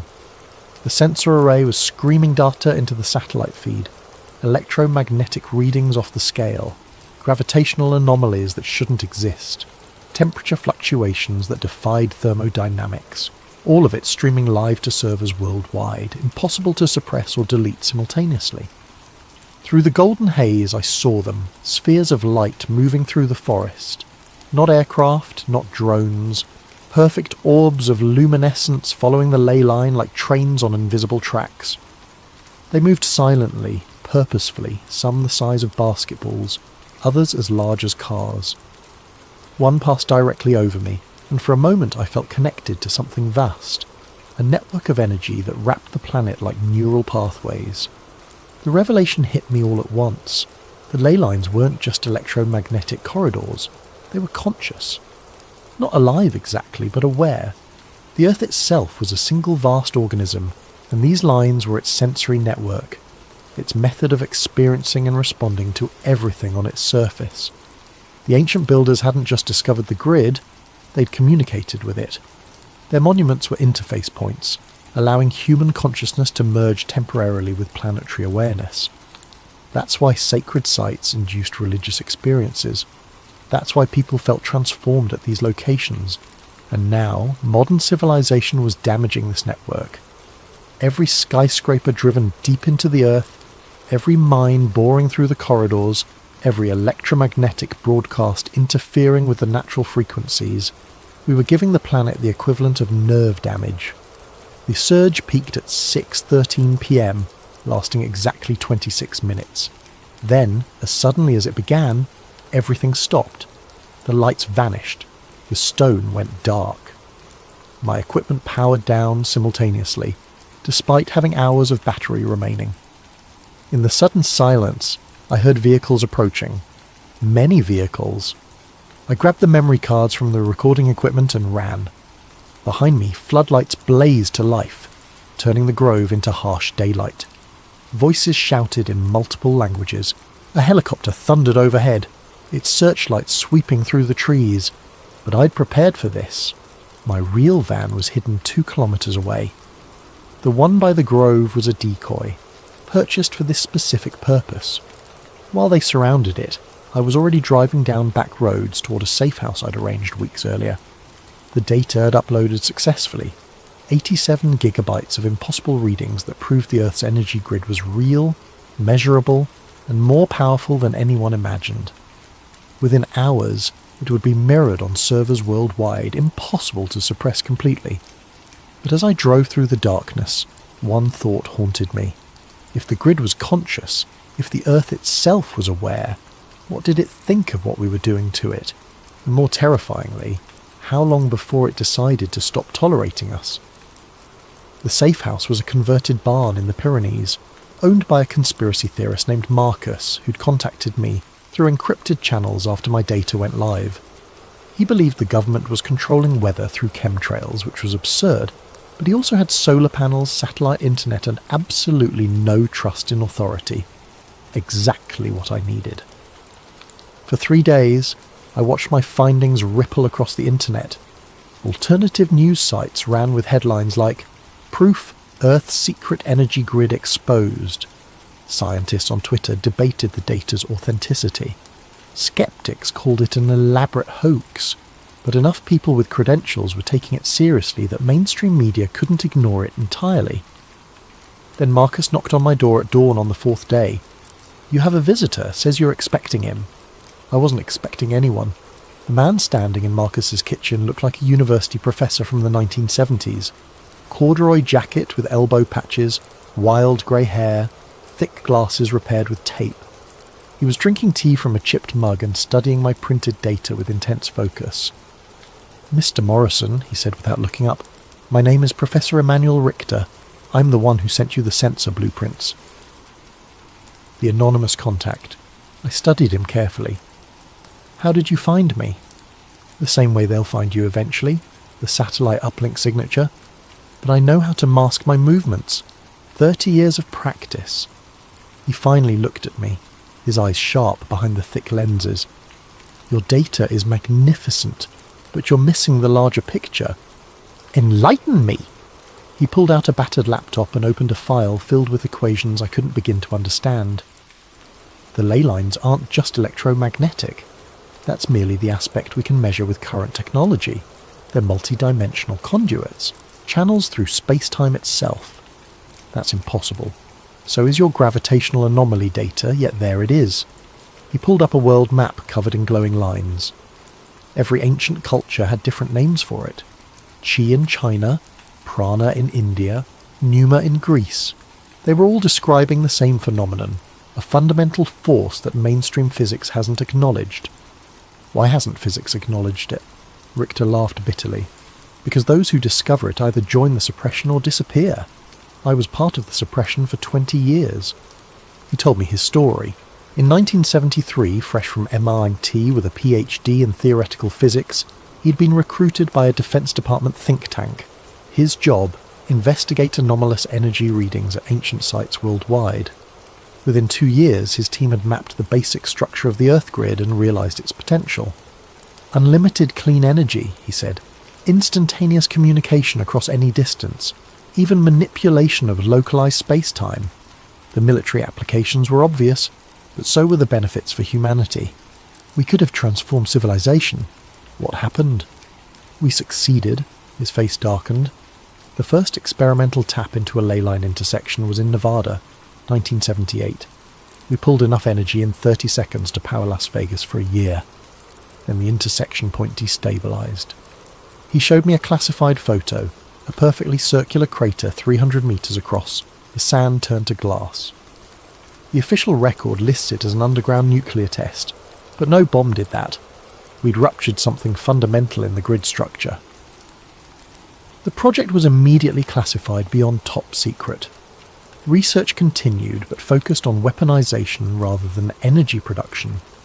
HARP, Richter explained, wasn't about weather modification or mind control. Those were cover stories. It was about learning to manipulate the grid without destabilizing it. But they're failing, he continued. Every year more intersection points become unstable. The Haiti earthquake, the Japanese tsunami, the increase in volcanic activity, they're all symptoms of grid breakdown. Caused by what? Everything. Mining operations cutting through ley lines, fracking disrupting deep conduits, cities spreading concrete over intersection points. But the worst damage comes from electromagnetic pollution, cellular towers, Wi-Fi, satellite transmissions. We're drowning out the Earth's natural frequency. He pulled up another image, a graph showing electromagnetic background radiation over time. It had increased 10,000-fold since 1900. The ancients understood balance, Richter said. Their monuments weren't just markers, they were regulators. Stone circles amplified and stabilized the energy. Pyramids acted as capacitors, storing excess power. Temple complexes provided controlled release points. It was a planetary management system maintained for thousands of years. Until we forgot. Until we were made to forget. His expression hardened. The knowledge was deliberately suppressed. First by religions that wanted monopolies on spiritual experience, then by governments that wanted monopolies on power, now by corporations that profit from scarcity. A car engine growled outside. Marcus appeared in the doorway, shotgun in hand. 3 black SUVs coming up the mountain road. Richter stood calmly. They tracked me, not you. I've been sloppy, getting old, I suppose. He handed me a flash drive. Everything I couldn't publish, 40 years of research, the complete grid map, the frequency specifications, the names of everyone involved in the cover-up. Come with me, I said. We can both run. I'm 73 years old, Mr. Morrison. I've been running since 1991. He smiled sadly. But information wants to be free. Upload that data everywhere. Send it to journalists, scientists, anyone who'll listen. Make it impossible to suppress. The vehicles were getting closer. Marcus was already at his truck, engine running. Richter walked to the door, then turned back. One more thing. The grid isn't just breaking down, it's evolving. The electromagnetic pollution we're producing is forcing it to adapt, to develop new pathways. The lights you saw at Karnak, they're increasing worldwide. The grid is trying to heal itself, but if we don't stop interfering, he shook his head, the Earth will protect itself, even if that means eliminating the infection. We're the infection? From the planet's perspective? Yes. He walked out to meet the SUVs. I ran to Marcus's truck and we tore down the back road as fast as the ancient vehicle could manage. In the mirrors, I saw men in tactical gear surrounding the farmhouse. Richter stood in the doorway, hands raised, dignity intact, even in surrender. We drove for 6 hours, changing vehicles twice, before I felt safe enough to stop. In a roadside motel that still used actual keys, I opened Richter's flash drive. The data was staggering. Detailed maps of every ley line intersection on Earth. Energy readings from 6 decades of secret monitoring. Photos of ancient sites I'd never heard of, all showing the same telltale signs of grid integration. And a list of names. Politicians, CEOs, military leaders, all aware of the grid's existence, all complicit in hiding it. But most importantly, there were the repair protocols. Richter's team had developed methods to stabilize damaged intersection points, to restore the grid's natural balance, the knowledge to undo decades of damage, the blueprints for saving the planet's nervous system, the cafe in Prague is busy enough that I blend in, anonymous among the tourists and students. My laptop is connected through 7 proxy servers, my identity masked by layers of encryption that would make the NSA proud. The barista brings my 3rd espresso of the morning, and I nod my thanks without looking up from the screen. The world has changed since Karnak. Not visibly. The same traffic jams clog the streets, the same politicians make the same promises, the same corporations chase the same profits. But underneath, in the invisible currents that connect all things, something fundamental has shifted. Richter's data didn't just expose the conspiracy, it provided a roadmap for resistance. The first wave of releases came through WikiLeaks, the Panama Papers network, and a dozen smaller journalism outlets simultaneously. By the time the suppression teams realised the scope of the leak, copies were already spreading across the dark web faster than they could be eliminated. The names, the cover-up, the military applications, all of it laid bare for anyone willing to look. The mainstream media tried to ignore it at first, then dismissed it as fringe pseudoscience. But when MIT physicists began replicating the sensor readings, when archaeological teams started confirming the monument alignments, when seismologists noticed the correlation between grid disruption and earthquake patterns, denial became impossible. The second wave was more practical. Anonymous networks of researchers, hackers and activists began building Richter's stabilization devices. The components were surprisingly accessible. Copper coils, quartz crystals, simple electronics. Within months, guerrilla grid repair operations were springing up worldwide.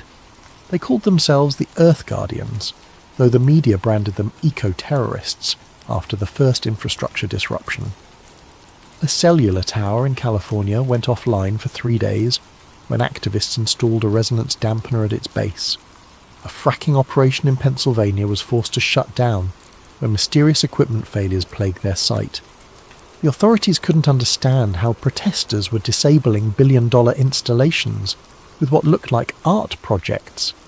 They still don't understand that they're not fighting the technology, they're working with it.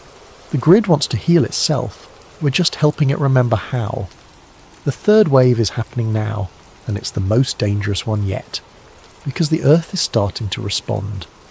I click through the news feeds on my encrypted browser. A magnitude 6.2 earthquake in Nevada, precisely centred on a classified military facility. The official story blames shifting tectonic plates, but satellite images show the epicenter as a perfect circle exactly 300 metres across, the same dimensions as Richter's 1978 crater. The Earth is healing that old wound, and anything built on top of it is simply relocated. Similar natural disasters are occurring worldwide. A mysterious sinkhole swallowed a Chinese mining operation that was drilling through a major ley line. The Large Hadron Collider experienced a catastrophic failure that physicists can't explain. Every component simply stopped working simultaneously, as if the Earth itself had withdrawn permission for the experiment. The most telling incidents are the recoveries. Ancient sites that had been disrupted by modern construction are spontaneously healing.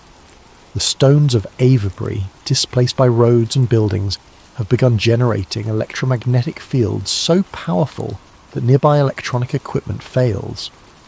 The original Nazca lines in Peru are glowing again, visible from space without infrared enhancement. Reports of luminous phenomena are increasing exponentially. The same spheres of light I witnessed at Karnak are now appearing at intersection points across the globe. The scientific community calls them ball lightning or atmospheric plasma events, but those of us who know the truth understand what we're seeing. The Earth's immune system activating, my encrypted messenger pings, a new report from our monitoring station in Scotland. Roslyn Chapel energy spike recorded at 14:47 GMT. Visual confirmation of grid activation. Stone began resonating at 7.83 Hz for approximately 30 minutes. Local electronics disrupted in 2-kilometre radius. Phenomenon spreading along ley line toward Edinburgh. Estimate arrival in 6 hours. 7.83 Hz. The Schumann resonance, the Earth's natural frequency. The planet is remembering how to sing. I close the laptop and step outside. Prague sprawls before me, a modern city built atop ancient foundations, and I can feel the tension beneath its streets. 3 major ley lines converge under Wenceslas Square, their intersection buried under centuries of construction. The grid flows around the obstruction now, like water around a stone, but the pressure is building. Soon, the Earth will decide whether to accommodate our cities or reclaim its sacred geometry. And honestly, after seeing what we've done to the planet's nervous system, I'm not sure I'd blame it for choosing reclamation. My phone buzzes, a text from an unknown number. Café Louvre, corner table, 5 minutes. I almost ignore it. Anonymous contacts have led to both salvation and near capture over the past 6 months. But something about the message feels different, urgent without being threatening. The Café Louvre is just around the corner, a historic establishment that once hosted Einstein and Kafka. I find the corner table occupied by a woman in her 50s, professionally dressed but with the weathered hands of someone who works outdoors. Her eyes are the pale blue of winter sky. It takes me a moment to recognise her without the wool shawl. The old woman from Holubis, the one who warned me to stop digging. She looks younger somehow, more vibrant, as if the past months have restored something vital that had been missing. "Sit," she says in accented English. "We have much to discuss and little time." I remain standing. "Who are you?" "My name is Dr. Vera Novakova." I was Professor Richter's research partner from 1975 to 1991. When the project went dark, I returned to Prague and spent 30 years watching the grid deteriorate, watching the old ways die. She gestures to the empty chair. "Please, the Earth Guardians need guidance from someone who understands the ancient protocols." Slowly I sit. "You've been monitoring us?" "Protecting you. The network Marcus connected you to.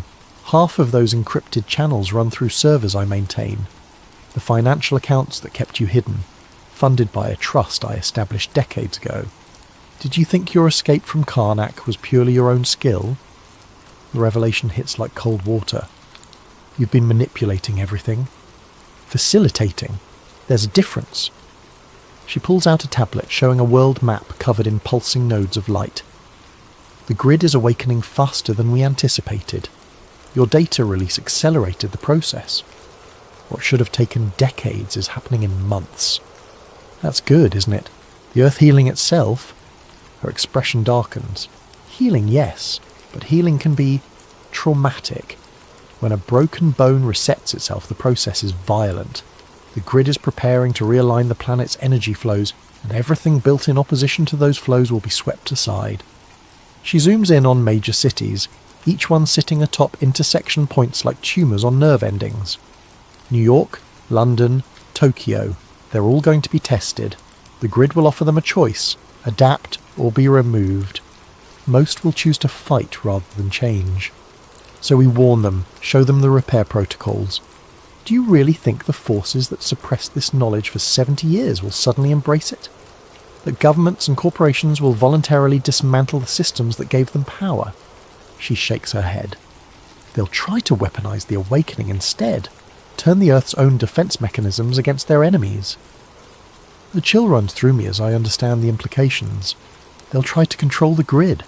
They're already trying. HARP has been broadcasting disruption frequencies for weeks. The Chinese are using their rare Earth mining operations to physically sever ley lines. The Russians are detonating nuclear devices at intersection points, trying to create artificial nodes they can control. The tablet shows the results. Chaotic feedback loops spreading across the planet's energy network like infection. Every intervention makes the situation worse. They're not just damaging individual lines anymore, they're destabilizing the entire system. What happens if the grid fails completely? Dr. Novakova closes the tablet. According to our models, the planet's magnetic field becomes erratic, weather patterns collapse, tectonic stability fails, the biosphere begins to shut down. She meets my eyes. Extinction event. Not just for humans, for everything. The weight of it settles over me like a shroud. We're not just fighting for disclosure anymore, or even for environmental protection. We're fighting for the continuation of life on Earth. So what do we do? She slides a memory chip across the table. The complete archive. Every site, every frequency, every ancient protocol we've recovered. But also something new. Integration codes. Integration codes? The monuments were just the beginning. The ancients didn't just build regulatory structures, they created organic interfaces. Humans who could merge temporarily with the grid consciousness, becoming living nodes in the network. The genetic markers still exist in certain bloodlines. My hand freezes halfway to the memory chip. You're talking about human sacrifice. Not sacrifice. Symbiosis. Her voice carries a strange resonance as if speaking from great depth. The planet needs conscious partners, not just passive regulators.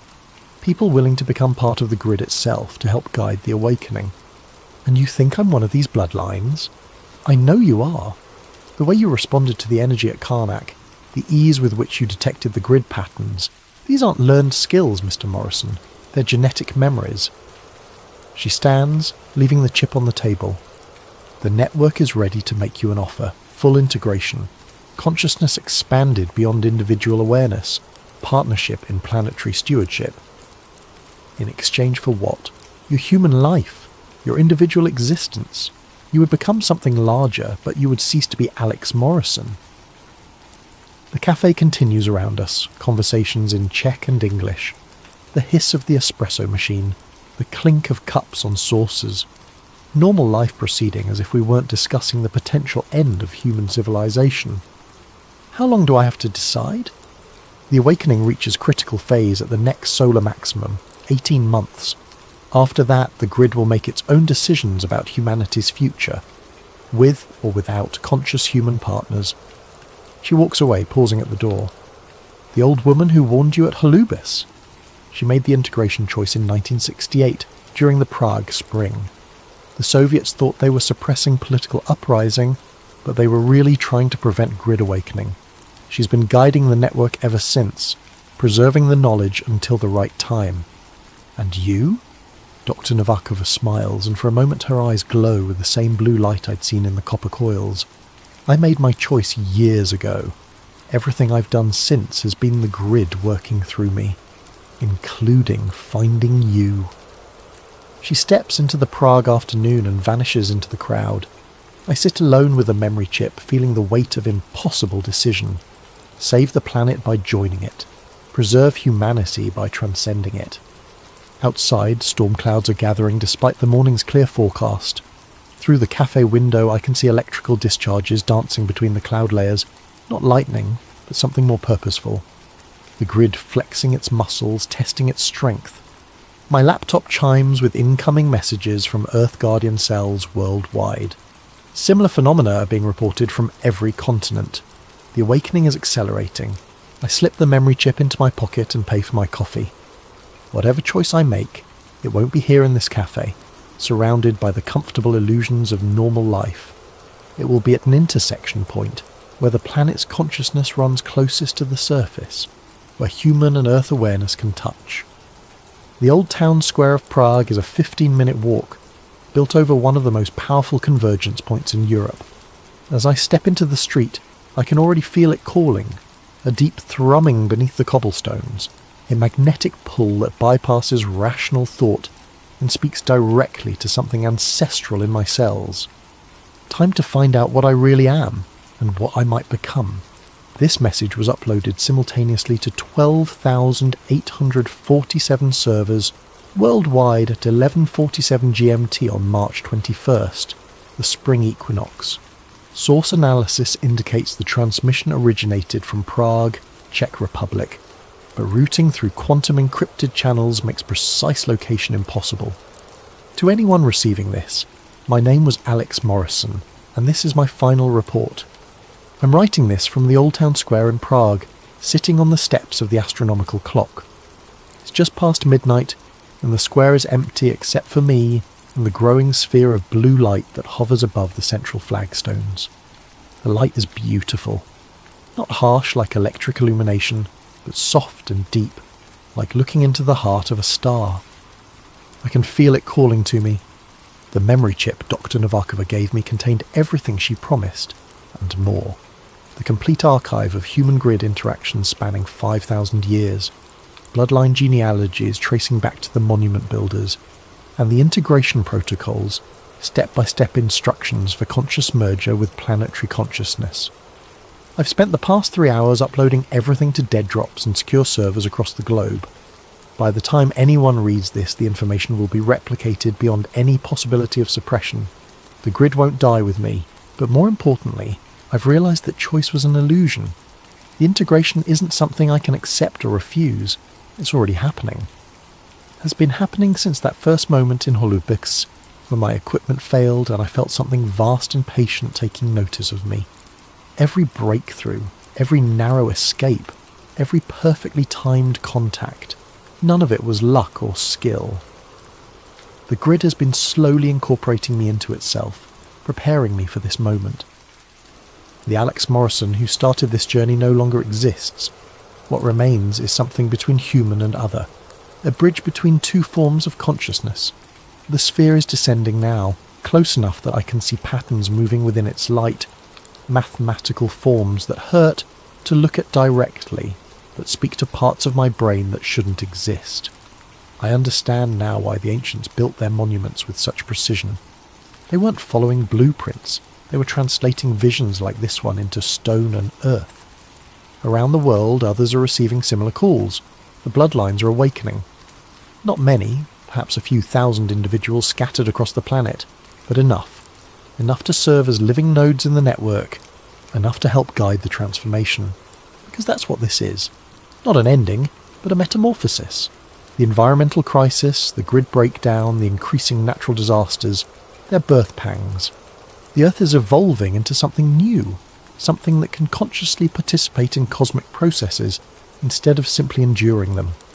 But evolution requires cooperation, and cooperation requires communication. That's where we come in, the bridges, the translators. I can feel my individual thoughts beginning to merge with something infinitely larger, not lost, expanded. Like a drop of water finally understanding that it was always part of the ocean. The fear is gone now, replaced by wonder at the sheer scope of what I'm becoming part of. The sphere touches my forehead, and suddenly I can perceive the entire planet as a single living system. Every heartbeat, every breath, every growing plant and moving animal connected by streams of light that pulse in perfect rhythm. The ley lines aren't empty channels. They're full of consciousness, carrying the thoughts and dreams and experiences of everything that has ever lived on Earth. And beyond Earth, other networks stretch across the galaxy. Planetary minds in conversation across impossible distances, sharing the wisdom gained from billions of years of conscious evolution. We're not alone. We never were. We just weren't developed enough to hear the conversation. Until now, the transformation is accelerating. I can feel other nodes coming online. In the Amazon rainforest, where an indigenous shaman stepped into a similar sphere of light. At Uluru, where an Aboriginal elder touched the songlines and felt them sing back. At Glastonbury Tor, where a British physicist finally understood why his equations had been leading him there. We are becoming the Earth's nervous system, its immune system, its consciousness. The governments and corporations will try to fight this change, of course. They'll use their weapons and their machines and their desperate attempts to control forces they can't comprehend. But they're fighting the planet itself now, and planets are patient in ways that human institutions cannot imagine. Some cities will fall, some systems will collapse, but from the wreckage something better will grow. A civilization in harmony with its living world instead of at war with it. The survivors will learn to listen to the Earth's voice, to build with the grid instead of against it, to see themselves as part of a larger organism instead of its masters. It won't be easy, evolution never is, but it will be beautiful. The light is surrounding me completely now. I can barely remember being separate from it. Soon this human form will dissolve, and what was Alex Morrison will become part of something vast and interconnected and eternal. But first, one final message for anyone who finds this record. The grid is not our enemy. It never was. It's our mother, our teacher, our future. Those of you who can feel its call, don't resist. Step into the light. Become part of the solution. Those who can't or won't, please step aside. The Earth is healing itself, and it will not be stopped by fear or greed, or the desperate clinging to systems that no longer serve. The age of separation is ending. The age of integration has begun. Welcome to the awakening.